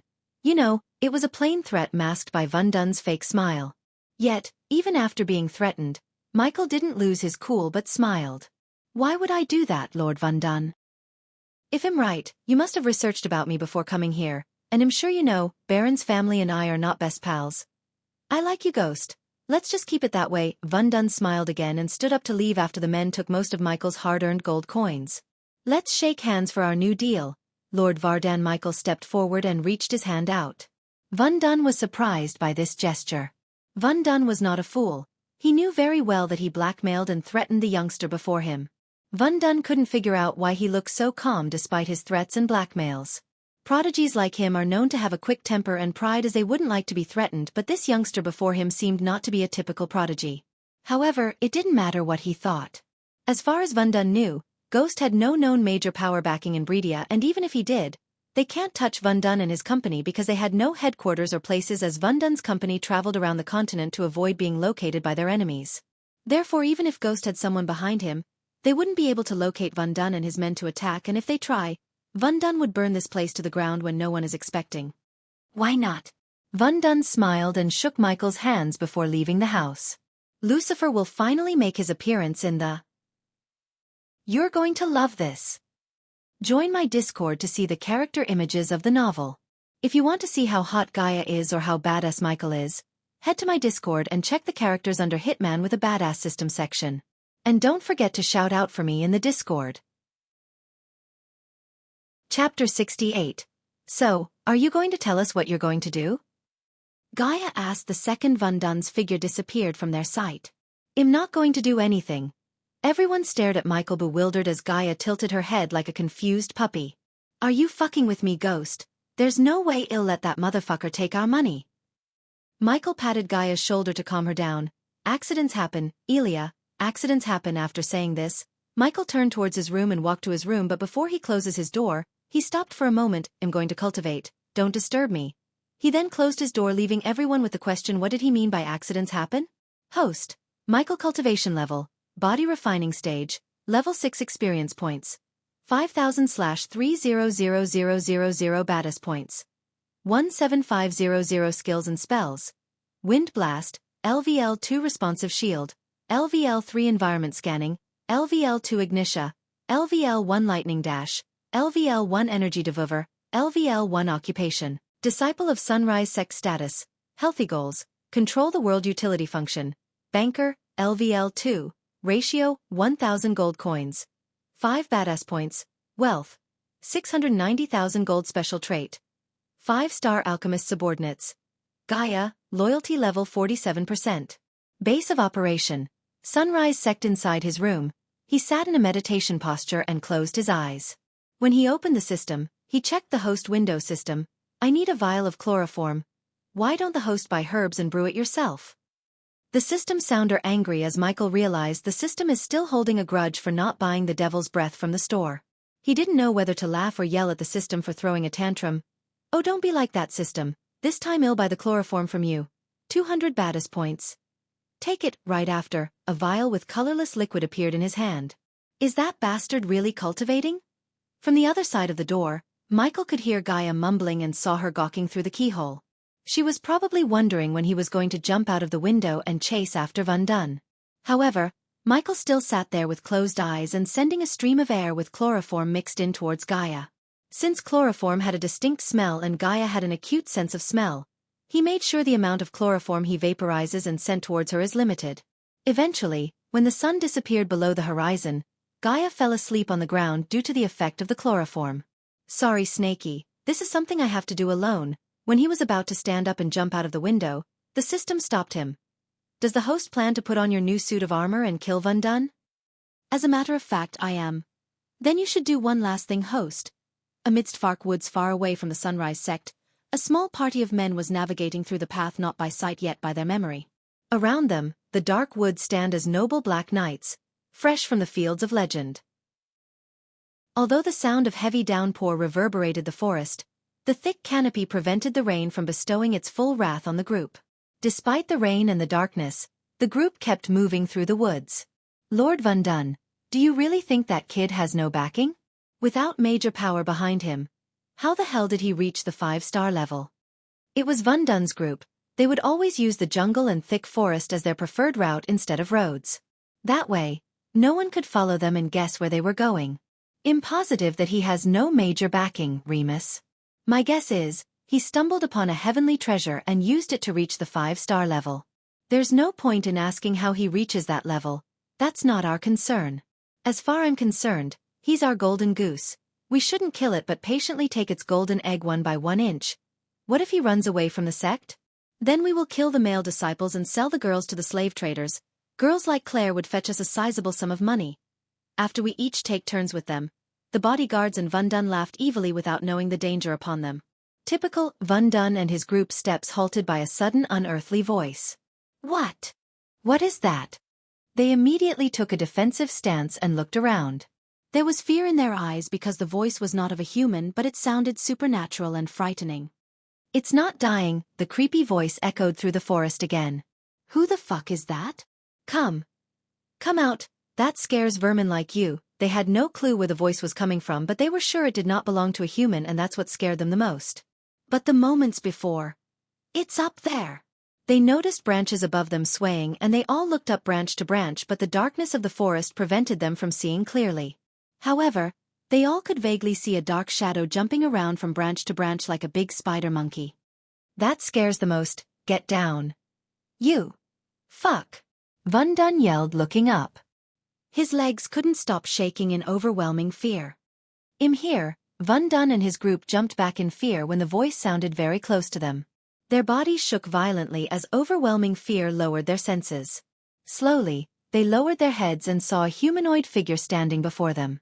The figure had mysterious black armor and a black hood covered its face but they could vaguely see the skinless face. Through the holes in the place where eyes should be, they saw 2 red lights staring at them. They felt like their very souls were looked at. Who? What? Are you? None of them couldn't sense its cultivation level. Van Dun and the bodyguards agitated when they saw the figure raising its hands at them. Zzz. Another unearthly sound emerged from the figure as cracks of lighting coiled around its hand. What? Ho! The weapons they had in their hands flew directly at the figure without their control. They tried to hold back their weapons such as swords and spears, but an invisible force seized the weapons from them. The weapons landed on the figure's feet as it slowly stepped towards them. Duh. 6.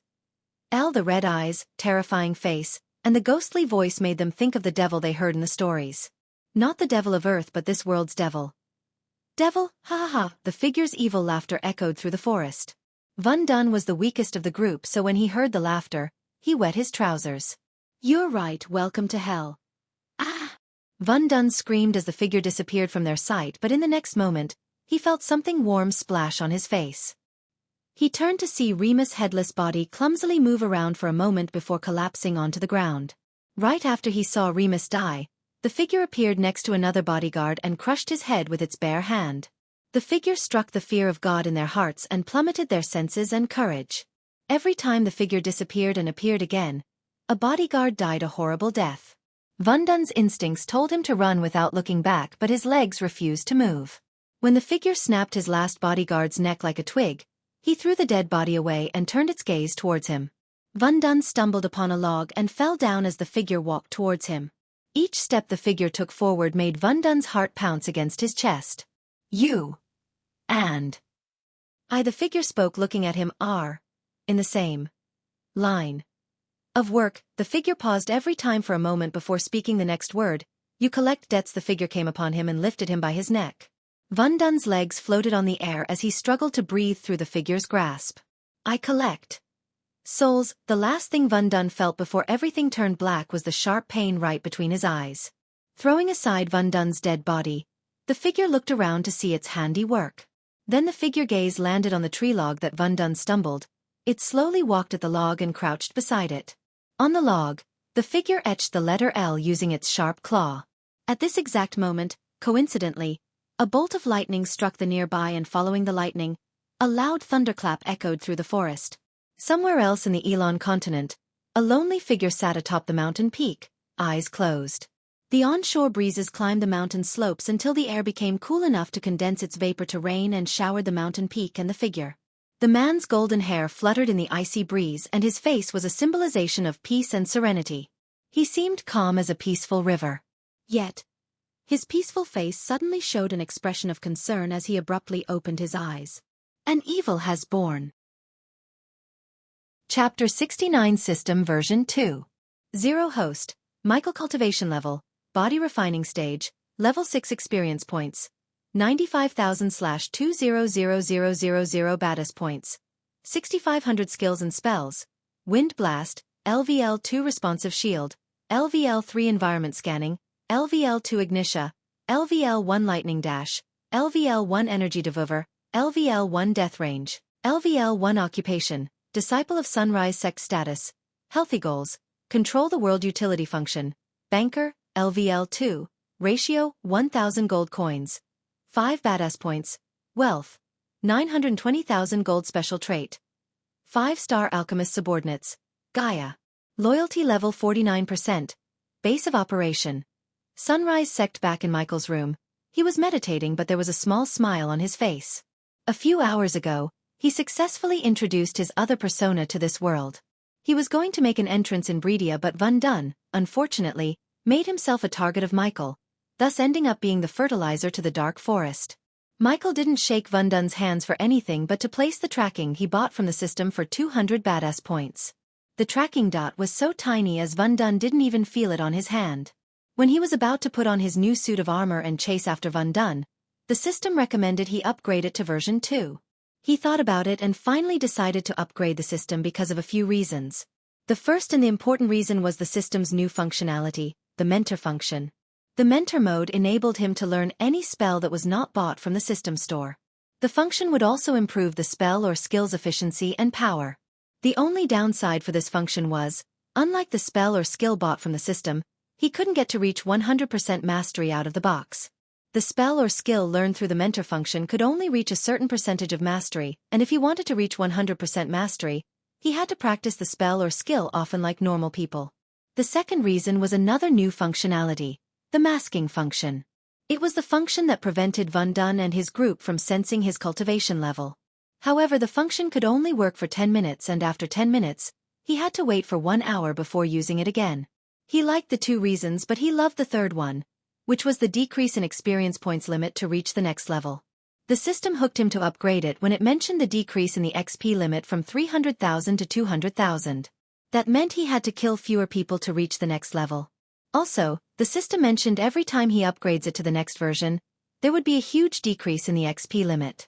After he upgraded to the next version, the system was generous to gift him one coupon that let him buy a skill or spell for free and a few items. Of course, the system limited his choices as it knew he would try to buy a legendary level spell or skill. Among the choices given by the system, he chose a skill called Death Range. The reason why he chose the skill was it perfectly complemented the fear toxin. After he activated the Death Range, anyone within a few radius from him would be terrified for some limit. The weaker they were, the more they would fear. Coupled with his fear toxin, the effects of the skill were almost doubled. That was not the only sweet thing about this skill. Within the Death Range, Michael's strength and speed would increase by 25%. That was how he crushed a few skulls like crushing an egg. The only downside of this skill was it could only be upgraded to level 3, where his strength and speed would increase by 50%. However, as far as he was concerned, a 50% boost is not a joke. To upgrade the system to version 3, he needed a whopping amount of 30,000 badass points. For now, he was happy with everything as it is. Another change he noticed after the upgrade was the system's voice. Until now, the system sounded like a robot, but now, it sounded less robotic. System, convert 450,000 gold into badass points. Starting the conversion. Conversion success. The host received 2,250 badass points. The host's total badass points is 8,750. Alright, now I should have a talk with the elders and Claire. He stood up and walked towards the door. Gaia was still sleeping on the floor after inhaling chloroform.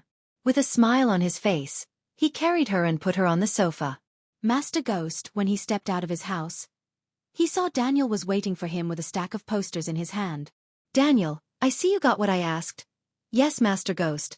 This is all the posters of wanted criminals in Bredia. We should avoid selling potions and pills. Daniel handed over the posters to Michael as he put the posters in the system storage to use later. I also brought this, Master Ghost. Daniel retrieved a rolled parchment and gave it to Michael. The parchment on Michael's hand was a high-quality paper and had some weight to it. When he opened the parchment, Michael's brows went up in surprise because he instantly recognized the person on the poster, Gaia. The poster didn't mention Gaia's crimes or her origin, but it only had her last known location and the bounty amount. 4 million gold coins and a chance to join the Morningstar sect in the Nether Realm. Although he didn't quite understand the latter, he knew the value of the first. Where did you get this? At the Adventurers Guild, Master Ghost. This poster is all over the kingdom. Every sect and adventurer is searching for this girl. I thought you should see this, right this moment. Michael realized that Gaia is in real trouble now, and if she removed the mask he gave her, even he wouldn't be able to save her from being dragged back to Nagaland. Do you know who put the bounty on her? The poster only mentioned that they report any information they find about her to the Adventure Guild or any sect in the kingdom, but not a word about the person who put the bounty on her. Michael had some idea who would have put this bounty. No one knows, Master Ghost, and I didn't ask around too much because I wanted to be discreet as possible. You did great. I'll raise both of your salaries later. Now take the day off. The tiredness of traveling faded away from Daniel's face when he heard Michael. He bowed at Michael with utmost worship and joy. Thank you, Master Ghost. After this, Daniel rushed to find Ricky to share this wonderful news while Michael went back inside his house. On his way, he saw Gaia yawning and coming towards him. Did you say you are going to raise their wages? Yeah, Michael chuckled inside because she had no freaking idea how deep in trouble she was. She followed him inside and saw him leisurely sitting on the new sofa he bought. Since you are being so generous, I wanted to discuss something with you, she leaned on the wall and said. Oh, go ahead. You know I've been working hard and turning the Majestic into a successful business, right? Michael nodded, controlling his urge to rub the poster on her arrogant face. And you are also generous enough to hand over most of the coins we make to that bald fucker. She was still furious about the decision he made to keep paying Van Dun. Can you get to the point? Michael said. I'm not going to work my ass off to pay that fuck ghost. If you want me to do what I've been doing, we should discuss my share. Sure, come take a seat, Michael said with an honest face like he was really going to negotiate with her. Gaia was surprised as she didn't expect him to agree just like this and wondered what's going on with him today because he was agreeing to everything since the morning. However, she was delighted to hear him agree and hopped to the sofa as a happy bunny. She sat beside him and cleared her throat to enter the negotiating mode. Although you are somewhat good at being an alchemist, in the one who does all the heavy lifting such as crowd controlling, taking the payments, customer relationship, maintaining a public relation, etc., etc. Therefore, after thinking long and hard, I came to a number that we can both agree on. He was an expert in lying because being a hitman required lying to maintain his cover, yet even he had to admit this girl's talent of speaking so shamelessly and lying with a straight face. Maintaining public relation, my ass. Michael laughed out loud in his mind but kept his real emotions from showing up on his face. How much are you thinking? Said Michael while Gaia took a deep breath. I was thinking we should split the profit by 50-50. He was stunned by this shameless snake, but at the same time, he couldn't wait to see her face when he showed her the poster. Chapter 70. I thought we are friends who work together, Michael said and put an innocent look on his face that fooled Gaia to think he was serious. Thinking he was really going to agree to her terms, she gently patted his hand and said, Of course we are human, but favors like working for free break friendships. We can share the profit and continue to taste the fruits of our friendship. What do you say? Michael could notice even she was trying to fight the urge to burst into laughter after shamelessly lying like this. If she was born on Earth, she would have made an excellent politician. You're right. Friends should not continue to work for free and we shouldn't owe each other anything, am I right? Michael asked as Gaia nodded with a grin. I will give you 50% of the profit. Really? I mean, you will? She almost screamed out loud in surprise, but she quickly regained her composure and asked. Her face brightened and she wanted to dance around in joy. So when are you going to give the 5 million gold you owe me? The smile froze on Gaia's face. She knitted her brows in confusion. What 5 million? What are you talking about? Michael retrieved the bounty poster and showed it to her with a devilish grin on his face. Gaia's hands started to tremble when her gaze fell on the poster. The reason for her reaction might be because of shock or fear, but one thing was sure, she's in deep shit. Zanali, that bitch. She tore the poster into pieces and threw it away. However, her anger turned into panic and fear when she saw the look on Michael's face. She couldn't help but swallow her saliva as she thought he's going to hand her over to them for 4 million gold. Right this moment, she wanted to punch herself for asking 50% of the profits. Human, she put on her best pleading face and meekly called Michael like a scared kitten. So when are you planning to give me the 5 million gold? Isn't it 4 million? You said friends should not work for free, right? 4 million for not handing you over to Zanali and 1 million for the pills you have swallowed until now, for free. Just as he said, she leaped at him and hugged him tightly. This reaction of her surprised him, but he knew this snake was trying to use this hug as a bribe. Forgive me for asking 50%, human. Please don't hand me over to that bitch. You know what they do to me. She was even able to conjure enough tears to wet his shoulder. Michael was having fun laughing out loud in his mind and continued to mess with this shameless snake. But you said friends shouldn't work for free and that would break friendships. Fuck what I said. I was just messing with you. I will never ask something like that for real. Who? She sobbed, hugging him. But what about the fruits of our friendship? He could feel her grip around his neck tighten. She continued to sob and talk. What kind of friend charges for helping a friend? Only heartless, horrible fuckers would try to take advantage of their friends. So you're not going to ask for 50% of the profits? Of course not, I'm happy as it is. Just don't hand me over to them. He chuckled and hugged her back. If this snake was using this hug to her advantage, he also deserved to enjoy this hug. All right then, I won't hand you over to Zanali. But remember, you're in deep shit. Poster like this is all over Breedia and every adventurer and wannabe disciple is searching for you. She tried to wiggle herself out of the hug, but he didn't let her. You are safe only as long as you are with me. Without the mask I gave you, you are good as dead. I promise, I won't leave you human. She tried to sound truthful as she possibly could. You know how many girlfriends said this before they became exes. No offense to my female readers, it's Michael who said this. Michael's inner voice reminded him while he patted her on the back. I know you want. Thank you, human. Now can you let me go? She tried her best to wiggle herself out, but how could a mortal like her overpower someone like Michael? It feels good, doesn't it? Let me hug you for a little longer. Speak for yourself, let me go, you bastard. She came back to her usual self and scolded Michael. He was chuckling while she kept punching his back. I will bite you if you don't let me go. After teasing her for a few more seconds, he let her go.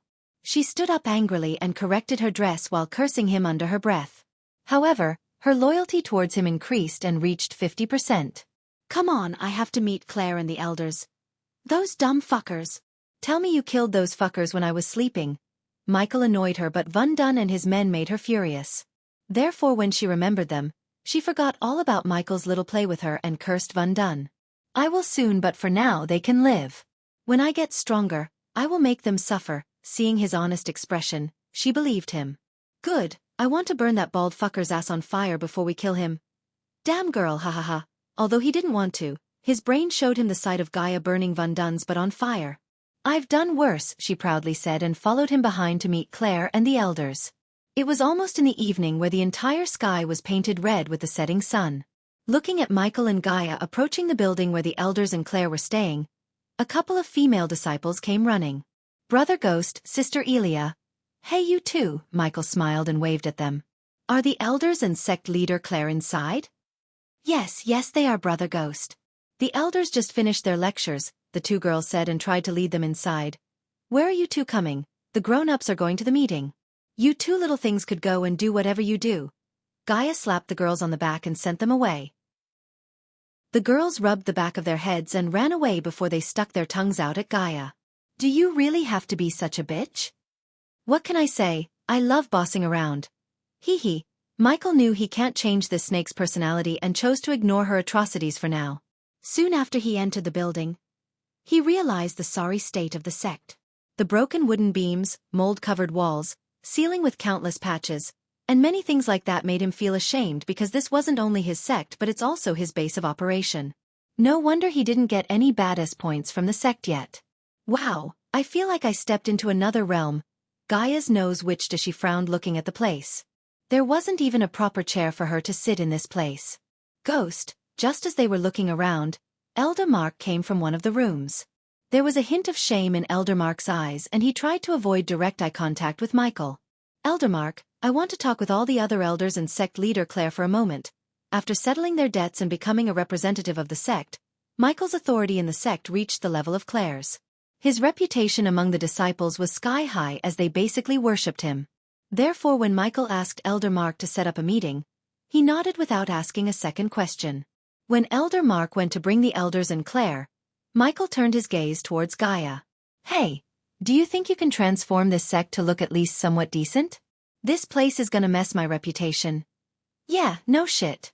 My ma, your maids have a better place. That's what you were going to say, right? It's the truth. Gaia shrugged and looked around the place again before asking Michael. So you want me to fix this place? Michael nodded. Yes, I know you must have seen many sections. So, I want you to remodel this place, and not only this place, the entire sect. What will the people think of me if they see the current status of the sect? As a first step of getting badass points out of his base of operation, he decided to renovate the sect, and who else would be a better person to lead the task other than his haughty assistant? He, you're right. I have seen many sects and places. I can turn this place around to suit our tastes, but it's not gonna be cheap. Money is not the problem. Let me first have a talk with the elders and Claire about my place in the sect first, then we can start turning this place around. Chapter 71. A few minutes later, Claire and the elders appeared in the hall one by one. Since he decided to focus on developing this sect to earn more badass points through it, he took a closer look at everyone before him. Elder Mark, the powerful amongst them all, looked serious and solemn. Michael could sense Elder Mark is just a few months of cultivation away from breaking through to the body-strengthening stage. After Elder Mark, Elder Reiner stood there with a wide grin on his face for no reason. He vaguely resembled Gandalf the Grey to Michael. In Michael's eyes, Elder Miles looked like a goofy, fun-loving old man and the first to get mad. Lastly, Elder Sandra quietly stood beside Claire. Even though she was sick and fighting with death every day, her composure and calm look on her face made her look like the wisest among the elders. Unlike Elder Mark, These three were at least a year of cultivation away from reaching the next stage. After taking a look at the elders, his gaze fell on Claire to get slightly surprised by her because, in less than a month, she went from body refining stage level 5 to level 7. When he met a few hours ago, he didn't try to sense her cultivation level, but now, he realized that Claire might be a prodigy in the making.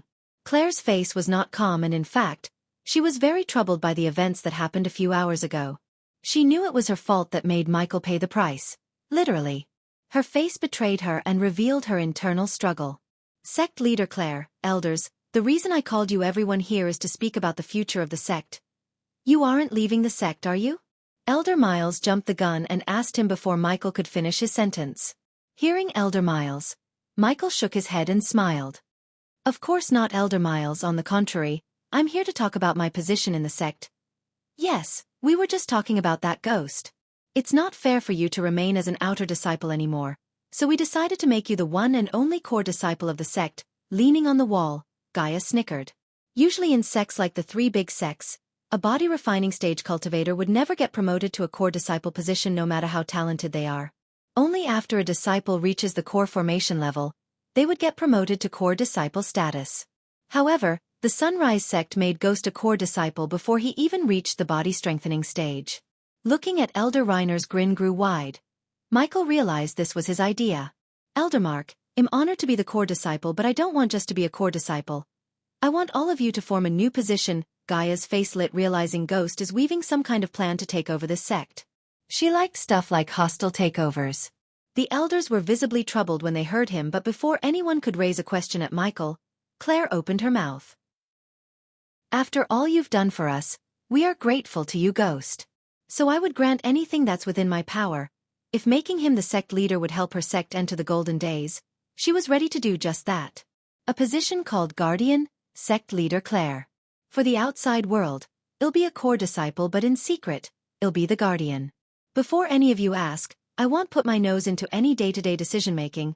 Sect Leader Claire is a great leader and I have no intention to share the leader chair. I only wish to partake in important stuff. Like an ancestor?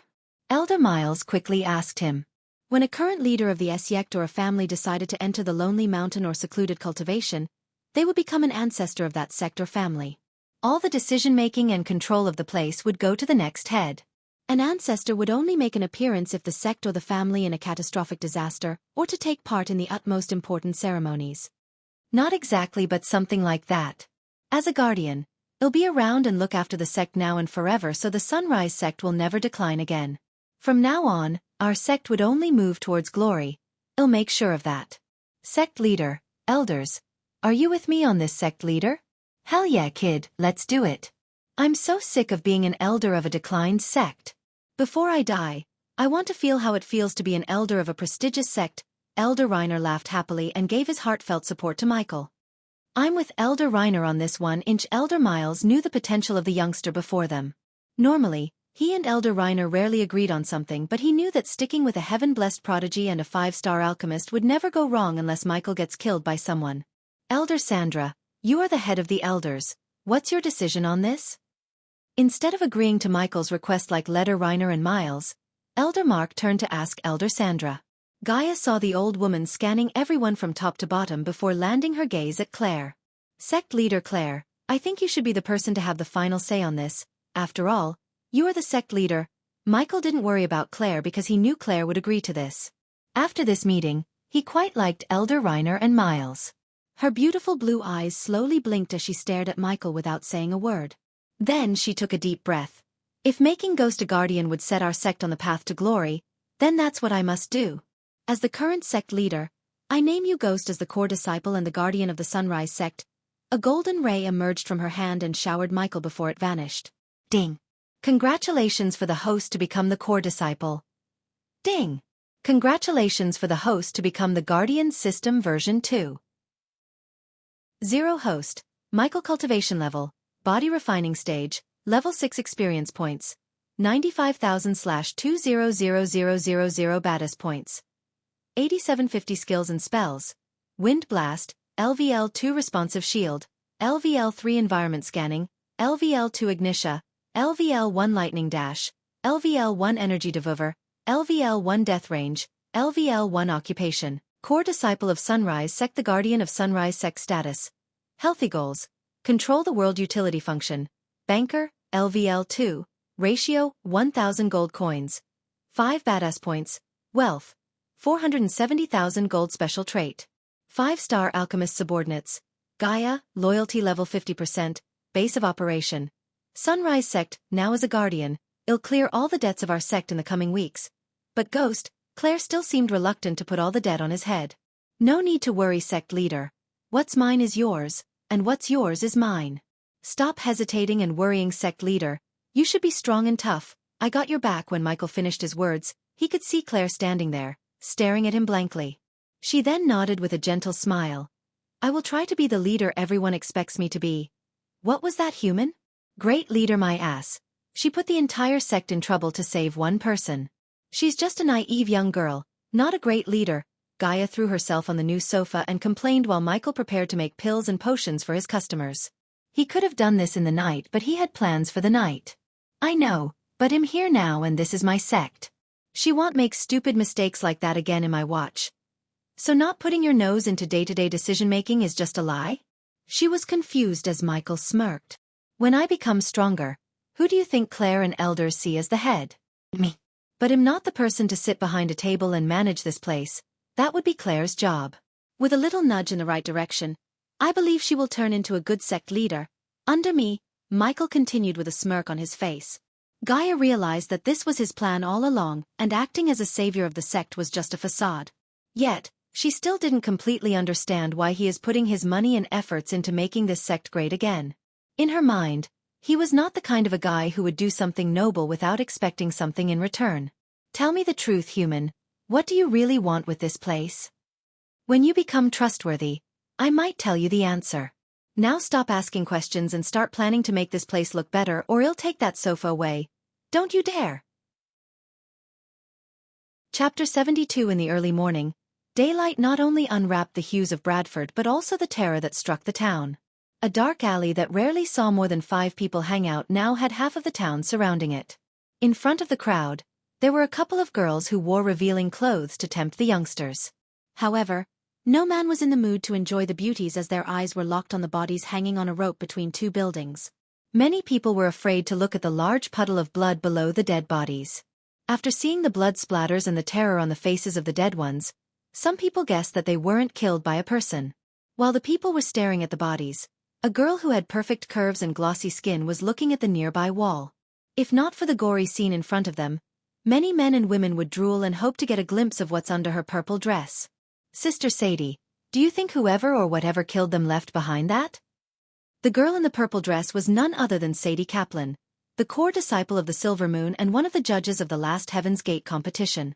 Although the girl who asked the question was also a great beauty, she was overshadowed by the beauty of Sadie.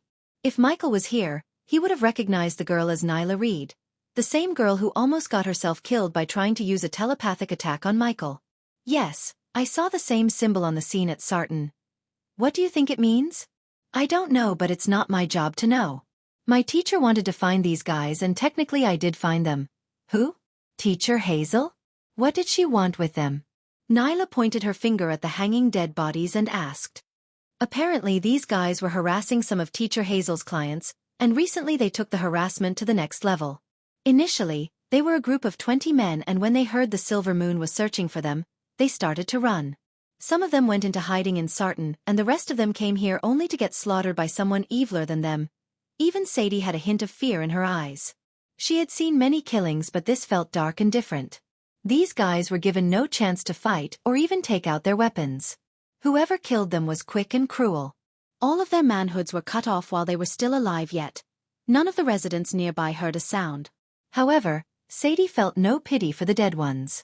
So in Sarton, just like here, all of them were slaughtered and hanged. Whoever killed them left no trace but this one symbol, L. What does it mean? Move away! Suddenly, someone shouted from the crowd and Sadie turned to see a soldier of Bradford bringing a dirty-robed old man. Sadie could tell the old man was obviously a beggar by the look of his ragged tunic and the stink coming from him. Miss Kaplan, this old man is claiming that he saw what happened. Duh. 6. L. The man stuttered something under his breath. He was pale and shivering like he's in the middle of a snow mountain. Tell me what you told the people back there. The soldier shook the old man by his collar as Sadie waved him to stop. Old man, did you see the person who did this? Sadie asked the old man, but his mouth stuttered in the horror he witnessed the night before. No. Son. The old man still sounded unclear. His voice broke and the shivering wasn't any help. Nyla, the disciples of Silver Moon were very good at psychic attacks and playing with someone's mind. Nyla might have picked the wrong person to use the psychic attack, but the old man in front of her wasn't a challenge. Nyla stared into the old man's eyes as his eyes glowed for a second. Following this, the old man shivered less and somewhat looked better than he was. Tell us, old man, what did you see? I saw him. The crowd didn't make a sound as everyone's focus was on the old man. Saw who? The devil. The moment these two words escaped the old man's mouth, there were several gasps from the crowd and some dropped onto their knees and started to pray.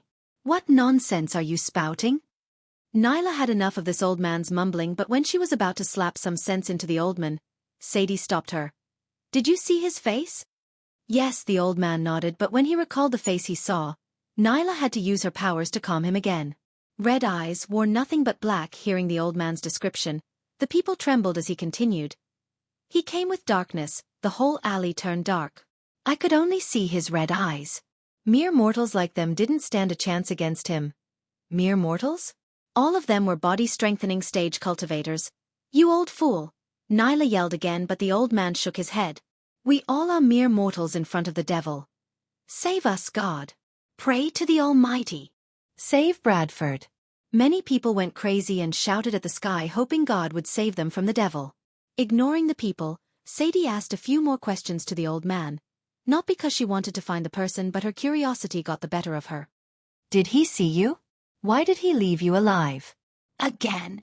Nyla Reed yelled and used her mind powers to calm the old man again because he started to shiver after Sadie's question. It took him longer than before to calm down. He wanted me to announce his presence. Even after Nyla calmed him down, the old man's voice slightly broke in overwhelming fear. Did he say something to you? The old man slowly nodded and conveyed the words of the devil to everyone. He said. The people stopped their shouting and prayers and looked at the old man with eyes full of fear and terror. He is here to claim the souls of the sinners and some of the people who committed crimes such as stealing, beating their wives, or children fainted on the spot, because they just paved their way into the devil's hit list. However, the old man was not finished as he had few more words to tell the people. Lucifer is watching. L for Lucifer. Sadie turned her gaze towards the wall where the letter L was written on by blood. She felt a cold chill running through her spine because if he was really the devil who's here to kill the sinners, what could the people in this world do except sent to hell by the devil? She didn't even want to think about it. Take him to Baron Totonk, my task here is completed. She saw no reason to hang around here at the devil's hunting ground, so she took Nyla and left the scene. Because Nyla couldn't use a flying sword with her level of cultivation and Sadie was in the mood for horse riding to calm her nerves, both of them bought 2 horses to travel. Where to, Sister Sadie? Rivertown. I want to buy some iron ore. Following their departure from Bradford, Sadie and Nyla traveled in silence thinking about the devil the old man talked about. The huge trees on both the side of the mud road supplied them with shadow and a cool breeze to calm their minds. On their way to the river town, they saw no carriages or people. But when the outskirts of the river town was in their eyes, they also saw a trio before them. Sadie's lips curved upwards while Nyla swallowed saliva because they both recognized the person who was tiding before them. Is that who I think it is? Sadie galloped her horse to catch up with them as Nyla followed her behind. Ghost! The one who was traveling before them was none other than Michael. Sadie ignored the blonde guy on the other horse and shouted at Michael. Miss Kaplan, what a pleasant surprise. She was surprised to see him reach the body refining stage level 7 in such a short amount of time. Other than his cultivation, he looked sexier and hotter than before. Just by looking at that smile of his, she wanted to eat him up. However, unlike Michael who showed a warm smile, the girl riding behind him had rather a cold look on her face. The girl was immortal, yet she had a noble aura around her that made Sadie feel inferior to her. What's with the miss? Call me Sadie. I assume you recognize my sister here, Sadie chuckled as Nyla's face turned red in embarrassment. Hiya, Nyla. Hi, Ghost. He seemed to have completely forgotten about what happened at the competition. His smile made Nyla feel somewhat less ashamed. I heard you're a 5-star alchemist, Ghost. Why didn't you say so? Ignoring the cold look of the girl behind him, Sadie brought her horse as close to him as possible. What can I say, Sadie? I like to surprise people. Oh, you really surprised me, Sade said with a flirty smile. The blonde guy who was traveling with Michael was Jack, and seeing a beauty flirting with Ghost, Jack almost fell off his horse because he was too focused on Sade and Nyla rather than the road before him. Hi, Miss Reed, I'm Jack. Chapter 73. It was the system's new feature that made Michael travel to Rivertown accompanying Jack. This new feature's purpose was to help Michael choose the right person to be his subordinate and manage his existing subordinates. Subordinate, Gaia cultivation level, none race. Demi-human Naga race current skills, none status. Merdines repaired, 10% loyalty towards the host. 50% trait. Warrior. The trait feature would inform him about the person Michael is considering to recruit as his subordinate by letting him know her special trait. For instance, Gaia's trait was warrior. He wouldn't be able to make her an alchemist even if he gave her the Book of Alchemy unless he changes her trait from warrior to alchemist for 500,000 badass points or adds the alchemist trait on top of her current trait for 1.5 million badass points. Michael had no plans to change Gaia's trait, and the reason for his departure from the sect was not Gaia but Jack. After an eventful night, Michael woke up in the morning to continue making pills and potions. While he was picking up the herbs from his new herbal garden, he met Jack and heard he was going to Rivertown to buy scrap metal to repair his fellow disciples' weapons. After a small chat with Jack and the sudden notification from the system, Michael realized Jack was a blacksmith. Apparently, Jack learned the trait from his uncle, and even though Jack was not an expert in forging, Michael decided to give Jack a chance before he makes any decision. He could, however, wait and depend on his luck to find a better blacksmith who is willing to be his subordinate. Nevertheless, Michael was not the person who would depend on his luck rather than seizing the opportunity in front of him. Besides, Jack was poor and weak, so earning his loyalty would be simple. All Michael had to do is pay him handsomely for his work and Jack would be as loyal as a puppy. With the help of the system, he could also improve Jack's forging skills and have his own personal blacksmith. Still, before officially making Jack his subordinate, he wanted to see Jack's skill with his own eyes.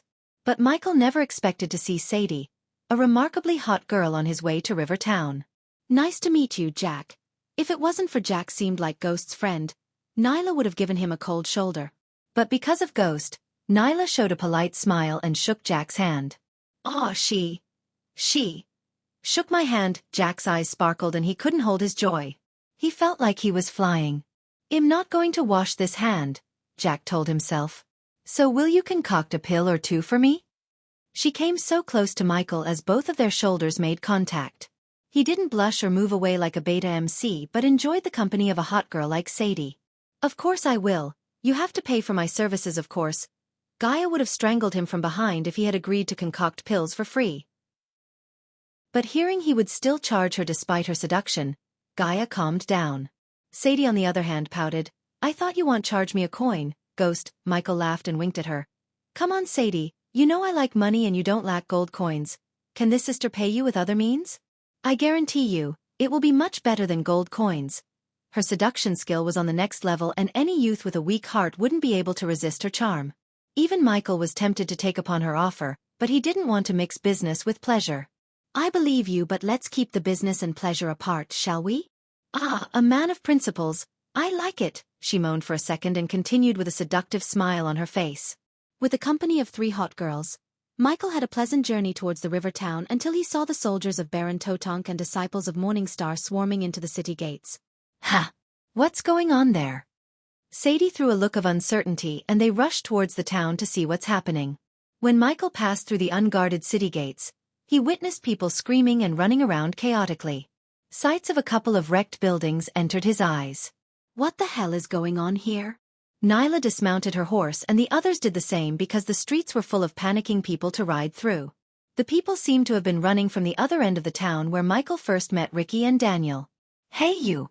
Gaia had enough of this as she grabbed one of the men who was running for his life. What's going on here and what are you running from? Netherals. He broke Gaia's hold and ran like hell without turning back. Netherals? In Rivertown, Nyla, Sadie, Jack, and Gaia wondered why are the Netherals here at Rivertown while Michael wondered what the hell is a Netheral. Hey, Michael leaned back and scratched Gaia's shoulder. What's a Netheral? Seriously. Camille introduced them to you. Gaia led Michael towards the danger as Nyla and Sade followed them. While he was walking against the crowd, he noticed the tavern he spent his first night became a ruin. The more he walked towards the forest on the other side of the town, he saw more disciples of the Morning Star and Golden Valley. The city gates were shut close and being barricaded by some disciples of the Golden Valley. Since there was no way to see what's happening on the other side through the gate, Michael and the group started to take the steps to stand on top of the city walls. When he was climbing the stairs, he could smell a putrid smell in the air. The air stank rotten corpses as Gaia covered her nose with her hand. What the? When he reached the top of the wall, his body went rigid, and felt a cold chill running through his spine. Zombies in the distance. There were hundreds of humanoid figures and animals. However, their skin was arctic white and glistened in the light. Their bones were visible through the peeling skin and their maniacal eyes that burned with madness. And then there was a yelp, a whine, and 2 cracks. The blood slurping began. One of the Netherals munched his way through a deer in no time. It was spine-chilling to watch him at work, his eyes fixed on the deer as he slobbered Rottweiler drool down his chin. Soon, the nearby zombies joined him to feast on the deer. Zombies? Is that what you call them where you came from? Sadie asked Michael. He had never expected to see zombies in this world and suddenly felt like he was transmigrated into a world of Walking Dead. It took him a couple of seconds to take his gaze away from the army of zombies in the distance ready to swarm Rivertown. Where in the hell they came from? Michael didn't fear many things in the world, but in front of an army of zombies, he began to fear. The host does not need to worry much. You won't turn into a zombie if they bite you. Netherals are just corpses reanimated by a dark power. What System just said calmed his nerves as he took a closer look at the zombies. Gaia noticed his serious expression changing as he began to grin. Nether Realm. Gaia was interrupted by Sadie. Sadie's interruption infuriated Gaia because it was her place to explain things to Michael. She didn't like being replaced, especially by Sadie. Every 3 years, the layer between our world and the Nether Realm gets weakened. All the great cultivators in our world use this time to open a rift to Nether Realm so the younger generation could enter and gain experience as well as get some treasures from the Nether Realm if they are lucky. During this time, some Netherals would be able to pass through the layer and come to our world, but not this many. It's because someone is using dark magic to summon them. A voice filled with arrogance sounded as they turned back in the direction of the voice to see Victoria walking towards them with her followers. When he met her at the competition, she was a body refining stage level 8 cultivator, but now she was at the body refining stage level 10. Despite her defeat at the competition, she now looked more arrogant and cold. However, her cold expressions changed suddenly when she saw the face of the youth near Sadie. You! The words he spoke to humiliate her, and the sight of her scent flying from the stage flashed across her eyes. In her eyes full of anger, there was also a hint of shock because compared to the jump in his cultivation level, her accomplishment was nothing. He was able to defeat her without breaking a sweat when he was just at the body refining stage level 1, but now, he reached level 7, only 3 levels below her. Standing behind Michael, Gaia pretended to control her urge to laugh at Victoria to fan her anger and mess with her mind. Michael, on the other hand, didn't even take more than a second to acknowledge her presence as he started to count the zombies happily. The reason for his joy was he sensed the zombies have a cultivation level, and that meant he would get experience points by killing them. A moment ago, the Netherals freaked him out. However, now, they were not walking dead but walking experience points waiting to get slaughtered. Chapter 74. Calm down, Victoria. Another voice sounded at the scene and Gaia noticed Evan, the other one who Ghost defeated at the finals. However, unlike Victoria, he had a warm smile on his face and seemed more approachable than his rival. Nice to see again, Ghost. Evan reached out his hand and surprised Michael with this gesture. Likewise, well, if Evan was chill about what happened before, he wasn't going to hang on to it as he shook his hand with a gentle smile. Our scouts informed us that the sorcerer who is summoning them is at the ruins in the forest. Brother Alex and sister Selena are currently on their way to apprehend the sorcerer. We should all go and help them because they need our help. I think I stay here and take care of the problem in front of us. Why would he help that arrogant bitch and her boyfriend wasting his time and efforts? Besides, if Alex, a core formation cultivator, was searching for the sorcerer had to be at the core formation stage too. With his current strength, He was far from defeating a core formation stage cultivator unless he took a risk depending on his luck in the system. But taking risks and depending on luck was not something he would do, especially not when he could harvest experience points like crazy. His answer slightly surprised Evan as he expected Ghost to go hunt down the sorcerer who was the root of all the problem rather than stay here and kill the Netherals. Our senior Adam is on his way too, and with him, the sorcerer is as good as dead, Victoria snickered as Evan looked at Sadie. What about you, Sister Sadie? Will you come with us? Sadie stared at both Michael and Evan for a moment before letting him know her answer. Nah, Alex and Selena have all the backup they need. I stay here and keep the Netherals at bay. Most of the Silver Moon disciples practiced and excelled in psychic spells and mind-controlling techniques. These were their main weapons in their arsenal when it comes to battle. Sadie was not an exception to this, and she knew her strengths and weaknesses well. That was why she chose not to go chasing the sorcerer, because the sorcerer who was summoning the Netherals must have stronger Netherals around him. Since Netherals had no consciousness or living brain, none of her mind-controlling techniques would work on them. Therefore, she chose to remain on the top of the wall where it's relatively safe, and when the time comes, she decided to slip away.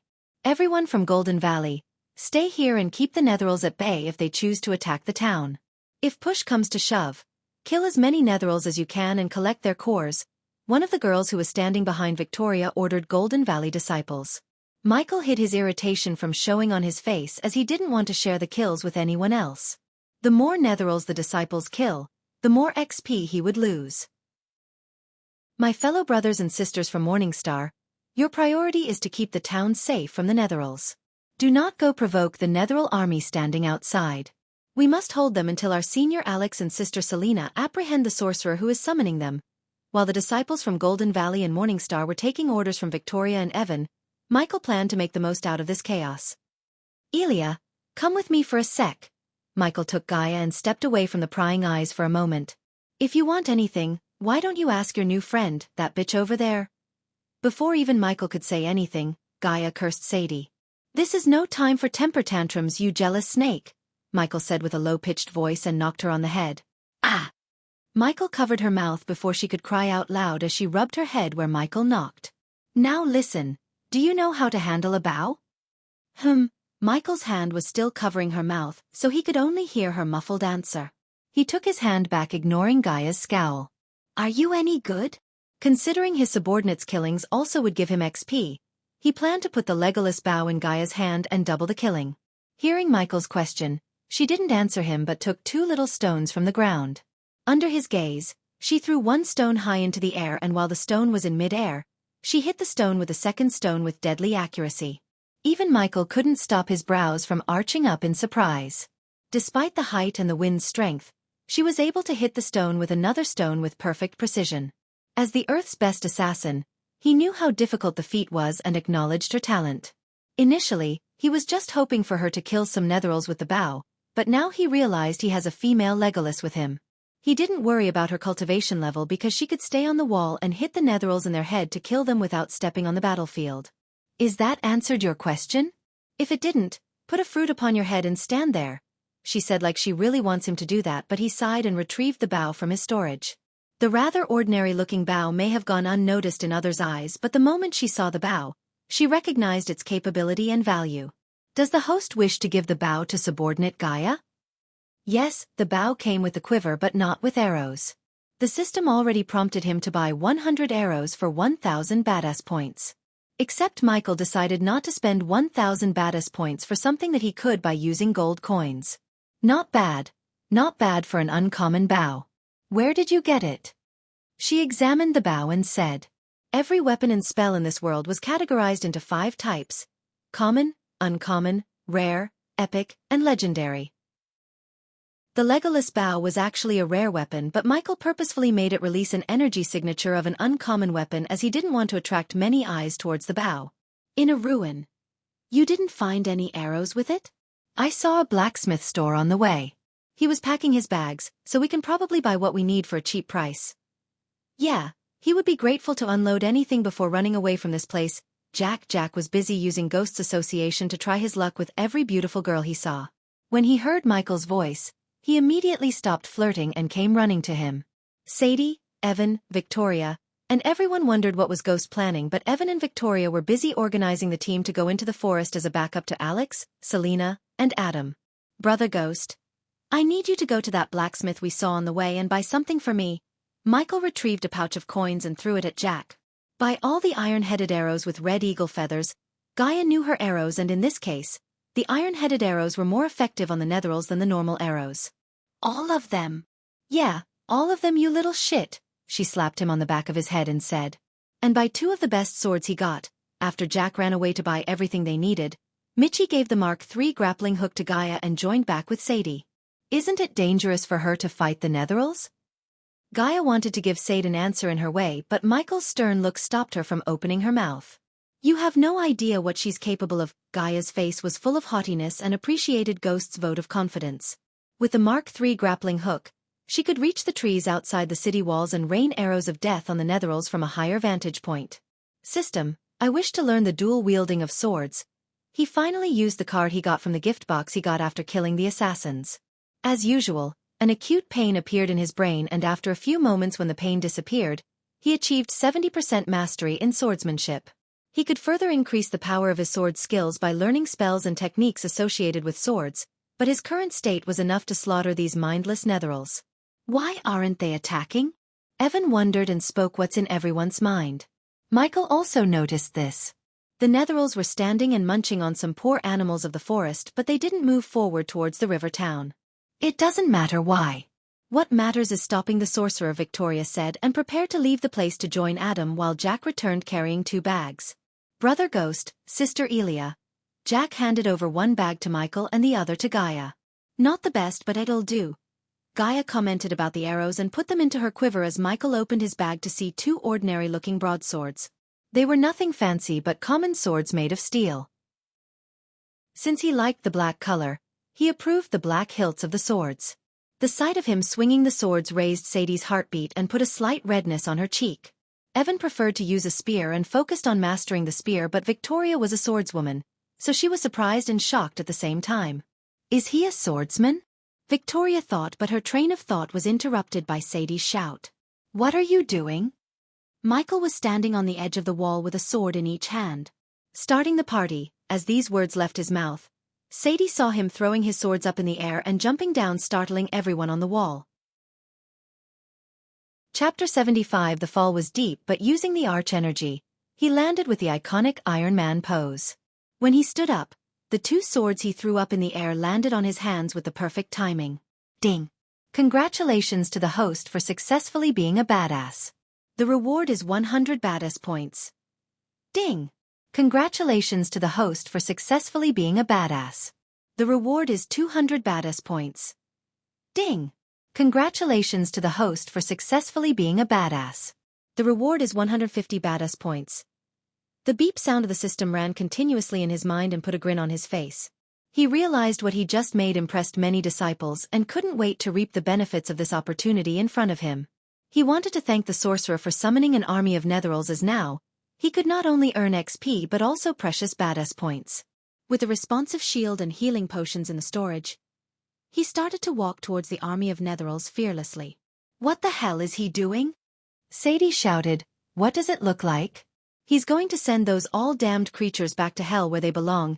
Even though his intention was obvious at this point, Gaia's answer still startled many. Humph, they are going to feast on him before he could even kill 5 or 6 netheral. Victoria sneered, and she couldn't wait to see the netherals tear him apart. If he had a brain, he would have brought backup, real backup rather than a mortal with a bow. Jack felt a cold chill running through his spine because he knew how nasty Elia could be when someone pisses her off. When he saw her lowering the bow, he swallowed a mouthful of saliva looking at the disciples of Golden Valley behind Victoria. You dumb bitch.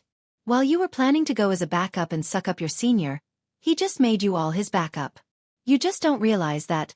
Gaia didn't hold back her voice and yelled at her in front of all the disciples. You! Victoria's face turned red like a ripped tomato in anger, and what made her even furious was the mortal girl was right. If Michael's attack on the netherals made them rush towards the city walls, they had to protect the town with all their strength because they were righteous sects and couldn't let netherals cross the river town into the kingdom. What you? Are you going to bully a mortal girl like me? If you bitch dare touch a hair on my head, my friend there would beat the living shit out of you. He won't go easy on you because you're a bitch. Gaia had 3 reasons to speak so boldly without getting her ass kicked. 1. She really believed Ghost would come in time to save her from Victoria. 2nd, even if he didn't, she had a weapon that could fire an arrow before Victoria could cast a spell. Victoria was still at the body refining stage, and that meant her body was not completely strengthened yet. If Gaia were to fire an arrow through Victoria's heart or any vital organs in her body, she would still die, no matter whether Gaia was immortal or not. The final reason for her boldness was Sadie. Gaia didn't like Sadie a bit, but she knew Sadie would cover for her to stay on Ghost's good side. How dare she talk to our sister like that? The audacity! Insolence! Look over there! While the Gaia shocked everyone on the wall, someone shouted as they turned their gaze towards Michael and the Netherals. Sensing the upcoming threat, a few Netherals started to move towards Michael. Ignitia. When they came into the range of Ignitia, Michael sent several bolts of lightning towards the Netherals and killed them on the spot. Ding! Congrats to the host for killing a body refining stage. Level 4 Netheral. The reward is 7,000 experience points as well as 100 badass points. Ding! Congrats to the host for killing a body strengthening stage. Level 6 Netheral. The reward is 7,000 experience points. Ding! Congrats to the host for killing a body strengthening stage. Level 7 Netheral. The reward is 7,000 experience points as well as 100 badass points. Ding! Congrats to the host for killing a body strengthening stage. Level 8 Netheral. The reward is 7,000 experience points as well as 200 badass points. Although he killed Netherals at various cultivation levels, he got the same XP for every Netheral. He wanted to enter the system and asked it about this, but the system answered him before he could open up the system interface. Netherals are mindless creatures that don't use any strategies or tactics. Therefore they can't be compared to living cultivators, hence, the host won't get the usual amount of experience points. But, be grateful host. You're at least getting some experience points and badass points. After getting upgraded, the system became more egotistic. He was not in the place or mood to debate an unwinnable argument with the system as he continued to slaughter the Netherals. Lightning Dash. Considering the disciples would soon join the fight and he wouldn't get as much XP as he thought, he decided to kill as many Netherals as he could and as fast as he could. Whoosh! Whoosh! Whoosh! Just as he was slashing the heads of the Netherals, a bunch of arrows brushed past him, piercing through the Netherals' heads. The arrows went straight through right between their eyes.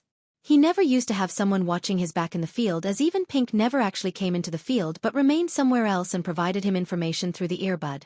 He felt like he could get used to this unfamiliar feeling of having someone watching his back.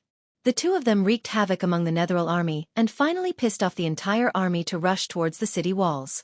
Golden Valley attack. Brothers and sisters, show them what you got. Following the battle cries of Victoria and Evan, all the disciples who had the guts to face the Netherals jumped out of the wall and rushed towards the approaching army of Netherals. Many may have on the battlefield, but everyone's eyes were fixed on only 3, Evan, Victoria, and Ghost.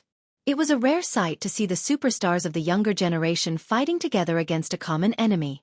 Michael made sure most of their focus is on him by drawing their attention using bolts of lightning and his fancy dual-wielding sword skill. Where did he learn to fight like that? Without Michael's knowledge, he astounded and drew Victoria's attention towards him. She was studying under one of the best swordmasters in the kingdom, but she still was not at the point of using 2 swords simultaneously. One needed absolute concentration and talent to reach Ghost's level, and Victoria became shocked at his level of mastery in swordsmanship. On the wall, Gaia was raining arrows on the Netherals with deadly precision, and every arrow fired from her bow put down a Netheral or 2. Nyla and a few other disciples of Silvermoon stared at Gaia like they were going to eat her. Even Sadie felt fascinated by this mortal girl, but her eyes were glued to Michael. Every time he cleaved Netheral heads, her heart would pound against her chest, and experience tingling sensations in her body. If he wasn't fighting the stinking Netherals, she would have surrendered to her feelings and joined him for some action. More and more Netherals appeared from the forest to make everyone worse. However, only Michael felt excited to see more and more Netherals. In front of the huge number of Netherals like this, even Victoria and Evan struggled to keep them from getting injured by the Netherals. It was difficult, especially for Victoria, because her concentration was being messed up by Michael's cool sword skills. Jealousy and shock prevented her from fighting with her best. Victoria. Fighting on the other side, Evan noticed Victoria's struggle, but before he could do anything, one of the netherals punched her on the chest. Cough, although her armor absorbed most of the force and saved her organs inside, she still pushed away several steps backward and spurted out blood. He, one less annoying bitch in this world. Compared to Evan, Michael was closer to Victoria and saw everything that happened just now and had a chuckle over it. Get away from her. Just when the netherals were about to take a chunk of Victoria, the huge white tiger appeared behind Evan. The white tiger made of Evan's arch energy crushed every single netheral on its way to Victoria, and blasted away the netherals that surrounded her. What the fuck is he doing? Michael was annoyed by this saving the damsel in distress act of Evan. They were supposed to hate each other, but Michael realized the haters may have just turned into lovers. Love is the only thing that can turn an enemy into a friend. Michael gritted his teeth and recalled the saying back on Earth. He then settled his frustration on the netherals in front of him by cutting them in halves. Fuck you, love. Chapter 76. I had it under control. Victoria's pride didn't allow her to say thank you to Evan for saving her from the netheral attack. Instead, she yelled at Evan. Meanwhile, on Michael's side, many disciples fighting beside him had a face full of alarm and shock, looking at the detached heads spinning through the air as the bodies of the netherals spasmed, spaying dark goo. At this moment he had easily killed a bunch of body strengthening and body refinish stage netherals without taking a single scratch, allowing himself to feel more confident about his strength. Michael quickly collected the fist-sized red cores of the netherals he killed before anyone could put their hands on them. Not that someone would stop him. He didn't touch the cores of the others. Having Michael around seemed like a blessing to many disciples because they didn't have to fight the stronger netherals but only the foundation stage netherals. He focused and targeted mostly on the body strengthening and body refining stage netherals. Fuck you, you and you. Die, you evil sons of bitches. On the wall, Gaia was screaming excitedly and killing the netherals with her new bow. Sister Elia, is cursing them really necessary? Some disciples who decided to stay behind now kept staring at Jack and Gaia because of her swearing. Jack felt very uncomfortable looking at all the prying eyes on him. Shut up, you little shit. Only because she was busy with killing the netherals, she forgot to slap the back of his head as usual, but Jack's hand instinctively went to cover his head. Hey, you all want to see something cool? Sadie and the others focus on Michael, momentarily halted by Gaia's shout. All the eyes were now on Gaia as she knocked 3 arrows on the bowstring and turned her head away from the battlefield. Whoosh, whoosh, whoosh. She released the arrows without looking at the battlefield. Including Sadie, they all followed the trajectory of the 3 arrows she fired, and their eyes went wide in surprise when all the 3 arrows pierced the heads of 3 netherals accurately. That was so hot. Now I understand why Ghost keeps her around. That girl is really not normal. If Michael was here, he would have knocked her again on the head for showing off, but he was busy on a killing spree and had 0 clues about Gaia's display of archery. Sister Elia, where did you learn to shoot like that? After seeing all the shocked faces of the other disciples, Jack felt proud to stand beside her even though she yelled at him and thrashed him on a regular basis. I taught myself. Many refused to believe her answer and thought she was lying, but it was really the truth. Ever since Gaia was little, Zanali got most of the attention and love from everyone in the castle. So Gaia learned to depend on herself rather than on anyone else. Among many other reasons, lack of love and attention from her father and the death of her mother were the main issues that turned Gaia into a cold, overbearing person. Zanali's mother always views her daughter as the next queen and Gaia as the glorious gift that could be married off to some prince in exchange for an alliance between 2 kingdoms. Because of that, she brought teachers to teach Zanali the arts of war and rule while nagging Gaia to learn knitting, cooking, and many other chores to satisfy her future husband and his family. To avoid a fight with Zanali's mother and learn what she liked, she went on many adventures and honed her skills. Back on the battlefield, Michael continued to slaughter the netherals. The badass points he was earning began to decrease as he was killing them for some time. He noticed this but cared little because his sole focus was to get as much as XP to reach the next cultivation level. He deliberately told the system not to consume the experience points to break through because many would become suspicious if he broke through on the battlefield just by killing the netherals. He knew it would be badass to break through now, but it may or may not bring some unwanted trouble to his doorstep, wondering what kind of cultivation technique he was using. Oh! A shriek of howls suddenly ran out from the forest as the netherals stopped moving. Puff, puff, puff. Following the howl and the netherals stopped moving, they all started to vanish into thin air. Hey, come back, I'm not done with you. The disciples around Michael almost spurted out blood in shock and anger when they heard him. Everyone was sighing in relief but not him. He was yelling at the disappearing netherals and calling them back. Evan and Victoria also speechless as they turned back to leave the battlefield. Victoria suffered some internal damage and scratches while Evan also sustained some minor injuries. Initially, they wanted to go chasing the sorcerer but now, they needed rest and healing potions. Many disciples were not as lucky as Evan and Victoria. After the netherals disappeared, the battlefield was filled with groaning and cries of pain. Few had lost their friends, their limbs, or at least a chunk of flesh from their bodies. Most of them blamed Ghost for starting this battle with the netherals in the first place for their losses. However, as far as Michael was concerned, it was normal to suffer or lose one's life in a battle, and if they valued their lives very dear, they should have stayed back instead of following Evan and Victoria to battle. Go bring me a table and chair quickly. While they were coming back from the battlefield, Gaia hatched a plan to turn their sufferings into gold. Why? Plop. Since she was not firing arrows, Jack received a slap from her as usual. I'm going. Jack ran off to find her a chair and a table immediately after receiving a slap to the back of his head. On his way back to the wall, Michael put his swords in the system storage and used the wind blast after lowering its power so he wouldn't blast himself. Woof. Still, the wind blast was powerful enough to let out a muffled blast sound and clean all the bits and pieces of the netherals from his clothes.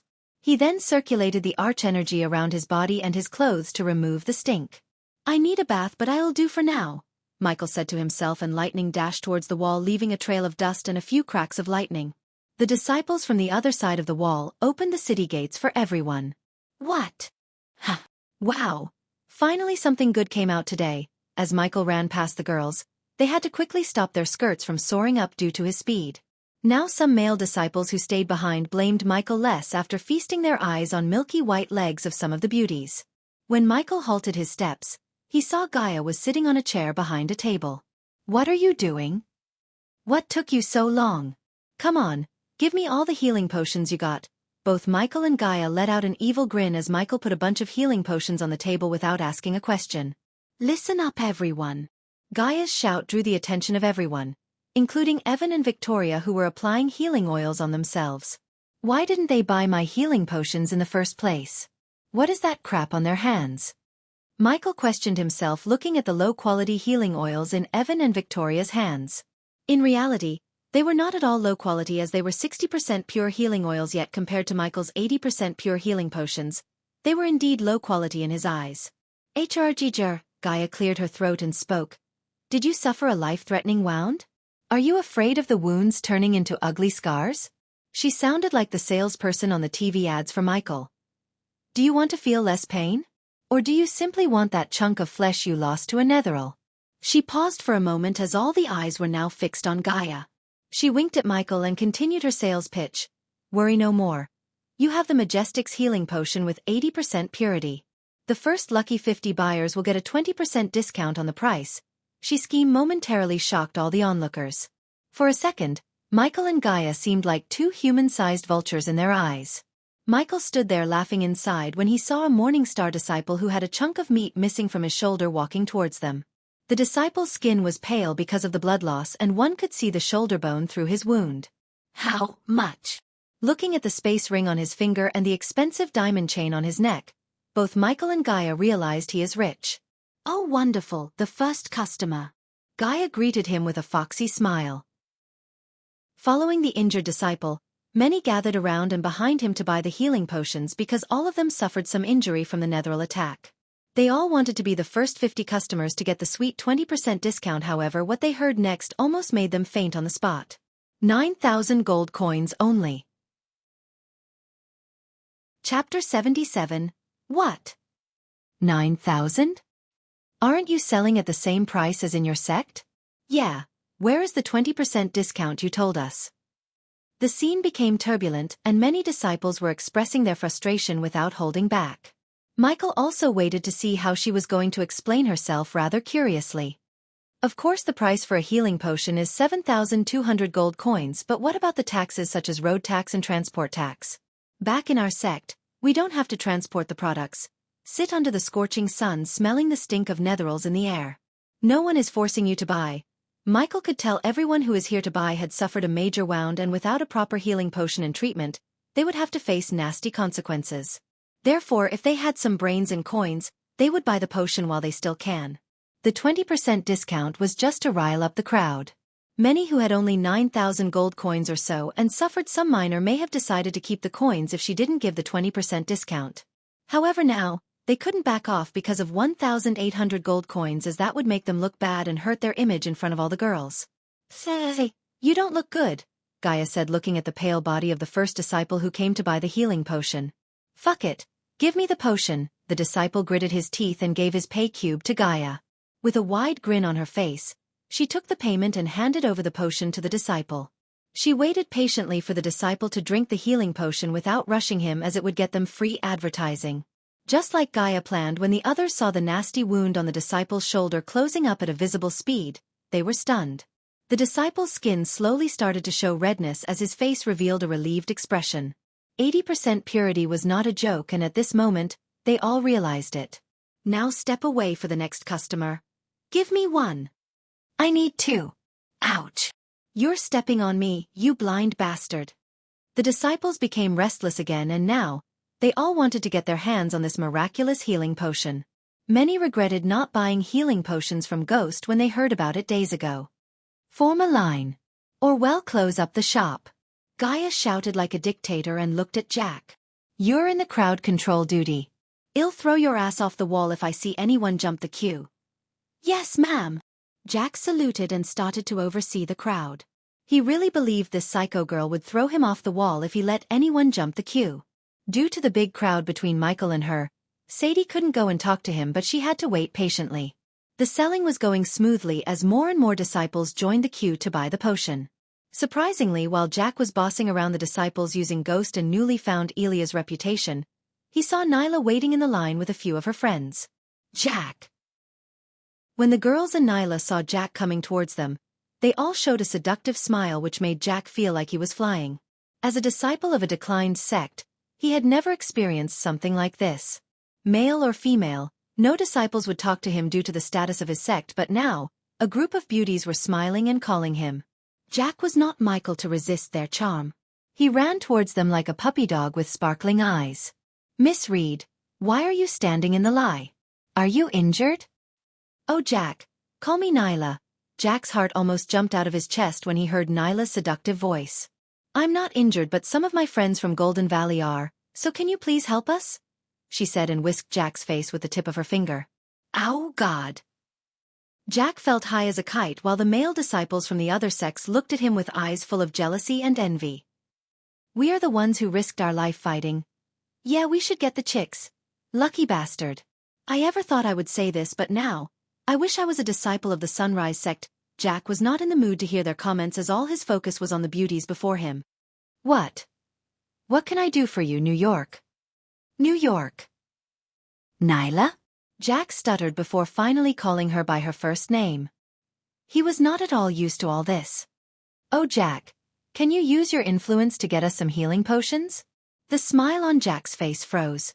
He knew if he goes to Elia asking for healing potions, she would kick his ass in front of all the people. However, this was too good an opportunity to pass. If he could get the potions for Nyla, he may have a chance with Nyla. "You can do that, right?" Nyla and the girls brushed his face with their fingers. Jack's face turned red as his heartbeat doubled by the girl's seduction. Yes, I can." He decided to take the risk. Even if Elia didn't give him some potions, he would beg Ghost to lend him some in secret.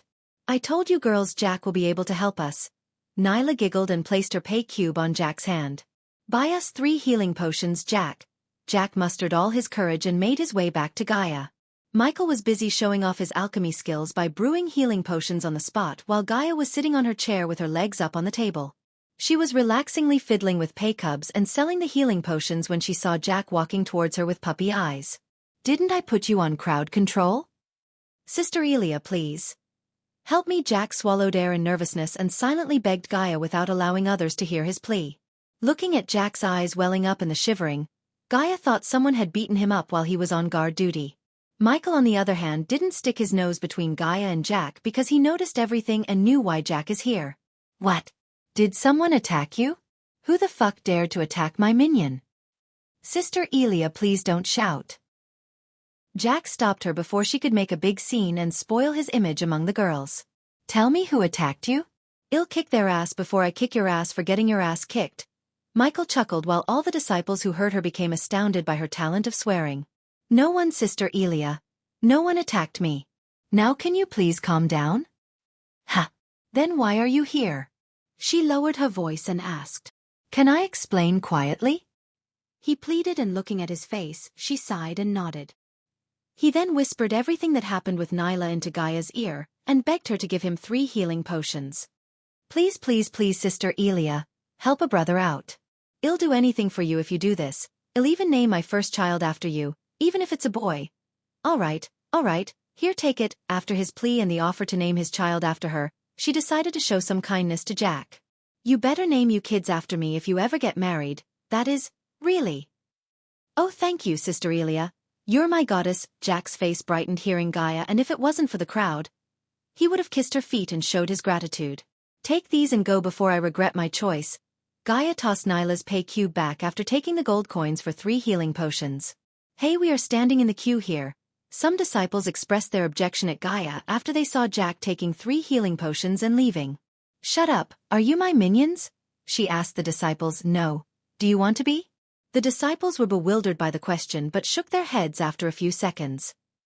No. Then shut the fuck up before I make you. The sale went for another couple of minutes before Michael ran out of ingredients to brew more potions, but fortunately, he had enough to sell it to all the disciples in the wall. You did a good job by setting up a shop here. Michael reaped more badass points and became richer because of Gaia's quick thinking. He patted her on the back and decided to gift her the bow as he had no use for it unless he spent his badass points buying the Book of Archery. You can keep the bow as my gift to you. It's only fair since I'm the one who knows how to handle a bow. Despite her haughty answer, her loyalty towards him increased by 2% and that was good enough for him. Ghost. Suddenly Michael heard Sadie's gentle voice and turned to see her breathing heavily. Her face was red, scanning from top to bottom. She rushed towards him and halted her steps just a couple of inches away from him. He could feel her hot breath and her sweet scent. Is she your girlfriend? What? Girlfriend? No. Sadie's sudden question startled Gaia as she shouted. And before even he could say no, Sadie wrapped her hands around his neck and closed his mouth with her mouth. Chapter 78. Sadie's kiss was not at all the same as those movie stars, but one steeped in a passion that ignites. In that moment of the kiss, their chemistry became an ever-bright flame and fanned the jealousy and envy of the others. Gaia and Jack were speechless as Michael leaned back after tasting the sweetness of Sadie's lips, but Sadie's hands were still wrapped around his neck. Take me, Ghost. Sadie didn't hide her feelings and the lust in her eyes at all.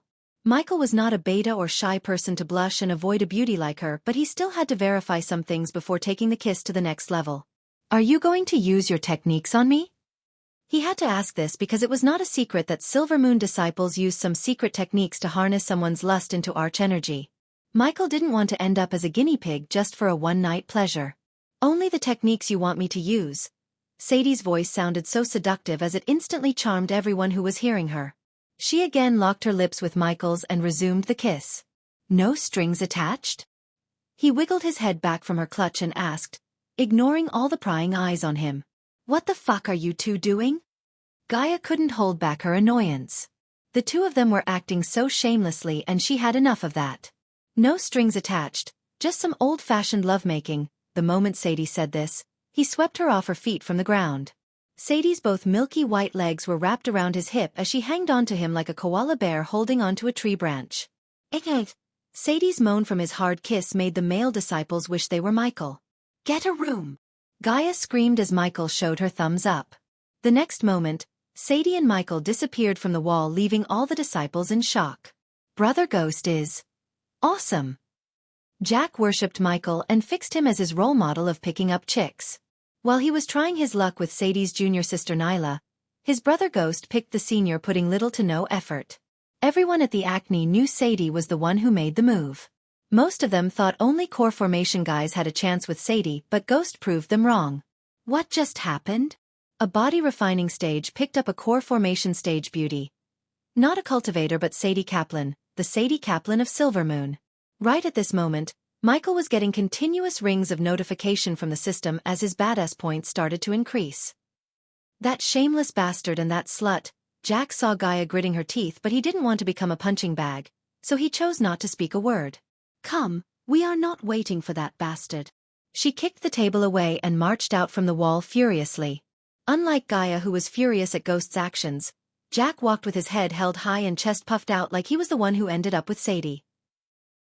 The very next morning, in a house that was abandoned due to the Netheril attack in River Town, Michael opened his eyes and saw the curtains add an orange glow to the morning light, a perfect sunrise.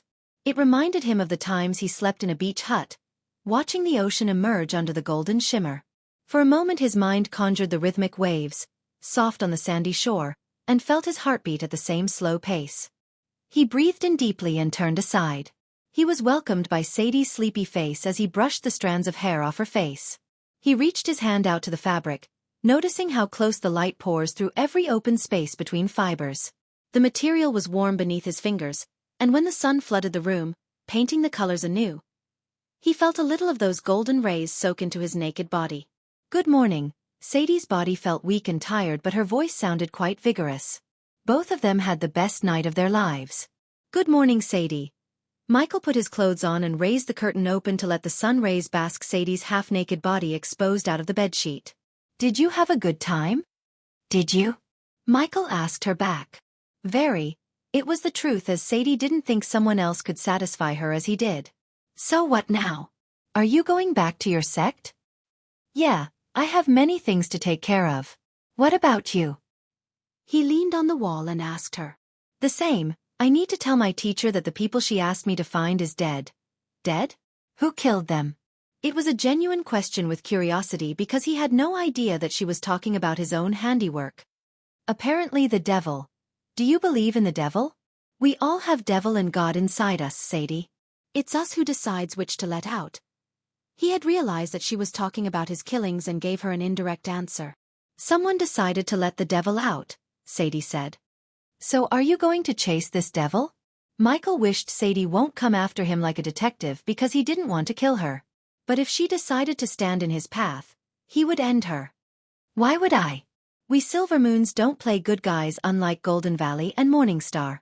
If they want to catch the devil, they can go for it, but Silvermoon will stay out of it."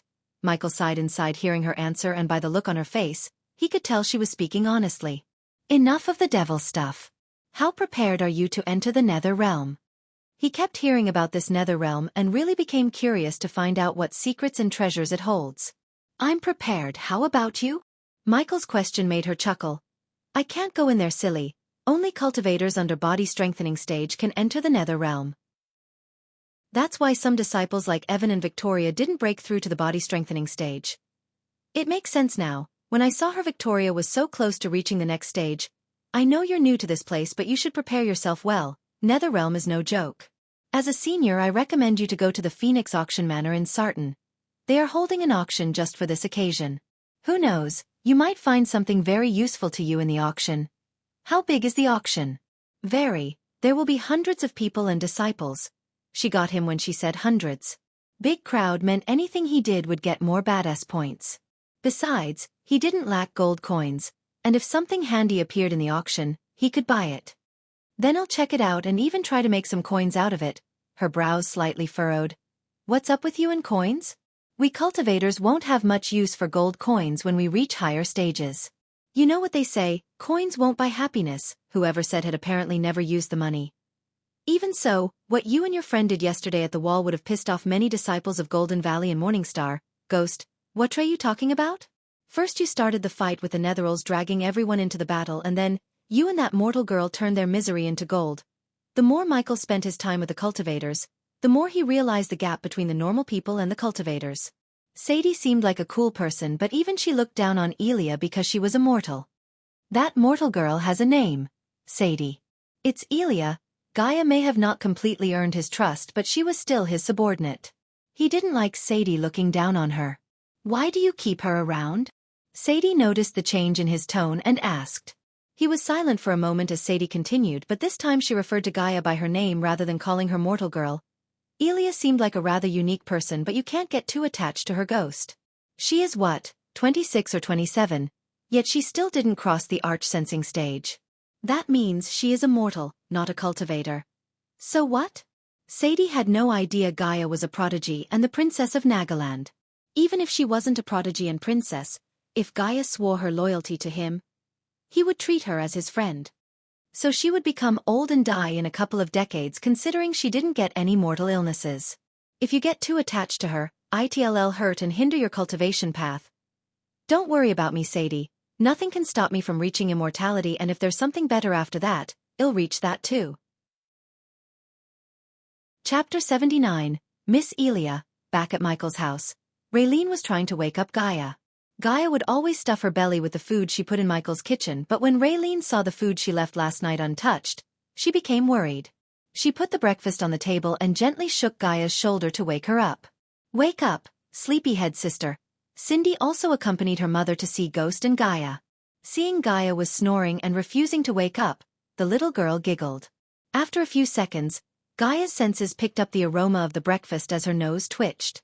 Slowly she opened her eyes to see Raylene and the tiny human standing before her. Good morning, Miss Elia. Good morning, sister. Both mother and daughter greeted her while Gaia stretched out her limbs. Where is Big Brother Ghost? Cindy curiously gawked at Michael's room, but when Gaia heard his name, she became annoyed and angered. That bastard went whoring tiny human. Miss Elia? Raylene immediately covered Cindy's ears. The little girl tilted her head and stared at both of them confused. What? She's gonna turn big one day. She's still little to know those things, Miss Elia, Raylene said and looked at Cindy. Cindy, go play with the others. Okie dokie, Cindy laughed and hopped outside happily. What happened, Miss Elia? You seem upset. Raylene knew although Gaia had a cold demeanor, she was a warm person inside. It was not like her to scold Michael in front of Cindy and go to sleep without licking the bowls clean. Am I jealous? Why am I feeling like this? Ever since she saw Michael and Sadie kissing on the wall, she lost her appetite and was feeling frustrated for some reason. That bastard can bang whoever he wants. I don't care, she consoled herself and decided to direct her focus on the delicious breakfast before her. Raylene was a teenager and a girl like her before, and she could somehow tell what's going on inside her mind. However, she remained silent because deep down Raylene knew a mortal girl like Elia had no chance with a prodigy like Ghost. She didn't want to fan the feelings inside Elia's hearts with her words and gave her any wrong ideas. She was not eating her with her usual speed, but still, she kept stuffing her mouth. I'll leave you to it. Raylene gave her some space and left the house, leaving Gaia with her food. See you later. Michael waved off Sadie and stepped out of the house he occupied for the night. Compared to the first time he came here, now Rivertown seemed less crowded because of the Netheril attack. But he could see many people coming back to the town while he was taking a stroll through the streets. Master Ghost. Greetings, young Master Ghost. The people on the streets quickly smiled and greeted him.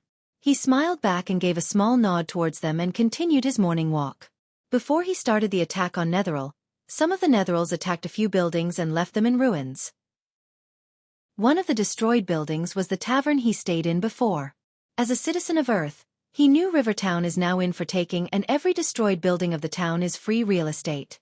Particularly, he had his eyes on the tavern building.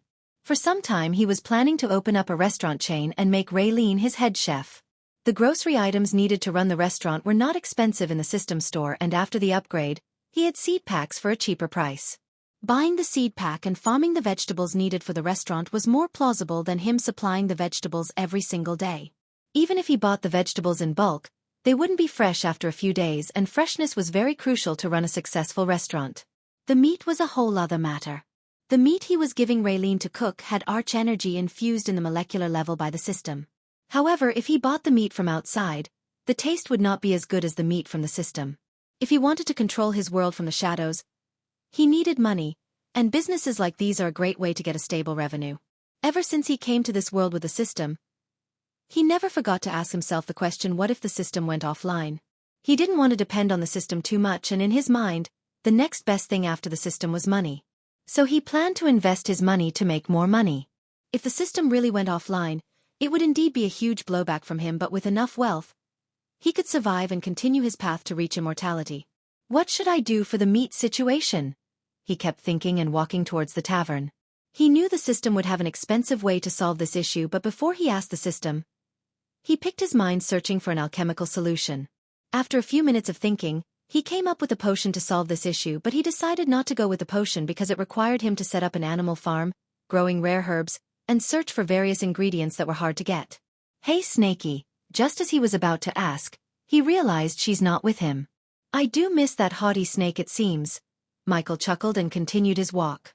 He desired to ask Gaia if there's a way to keep the meat fresh for some time. Considering this world had arch-energy and many other things that wouldn't have existed back on Earth, he wanted to find a replacement for the refrigerator. Moments like these made Michael get mad at Abras because Abras had very limited knowledge in stuff like this. He was a very naive youngster who lived a simple peaceful life until the princess betrayed him.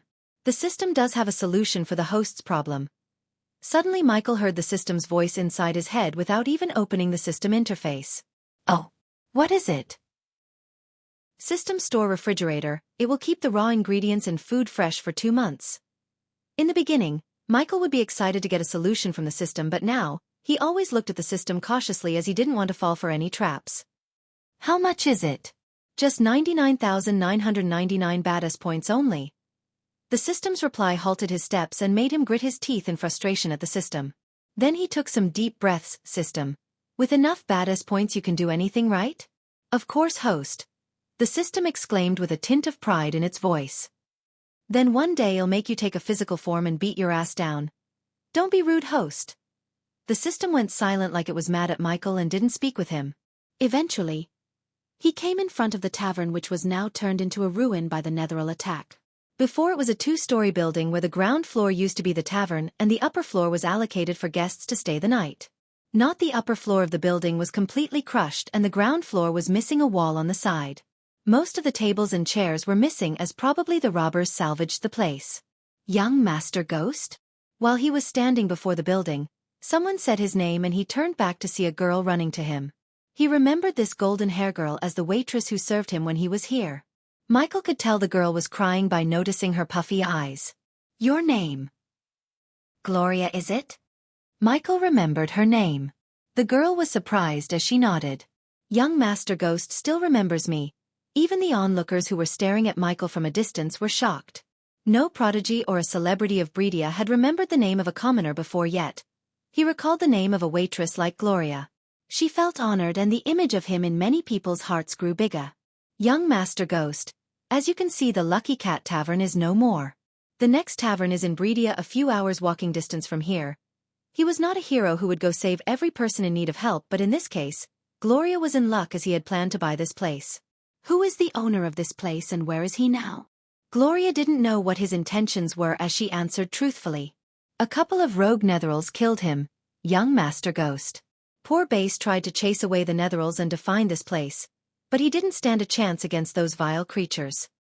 "What are you going to do for a living now?" Michael asked. In his life, he had some moral codes and he all strictly followed them. One of them was, never to help those who don't need help or don't want to be helped, and never to help those who don't appreciate the help, ever. "I don't know, young Master Ghost." He knew no idea about her future was the reason for her puffy eyes, and probably she has a family that solely depends on her. "Then if I want to buy this place, who should I visit?" You're tuning in to the Xiaofan's Wuxia Tales YouTube channel. Don't forget to subscribe and join us on this journey to catch the most captivating stories.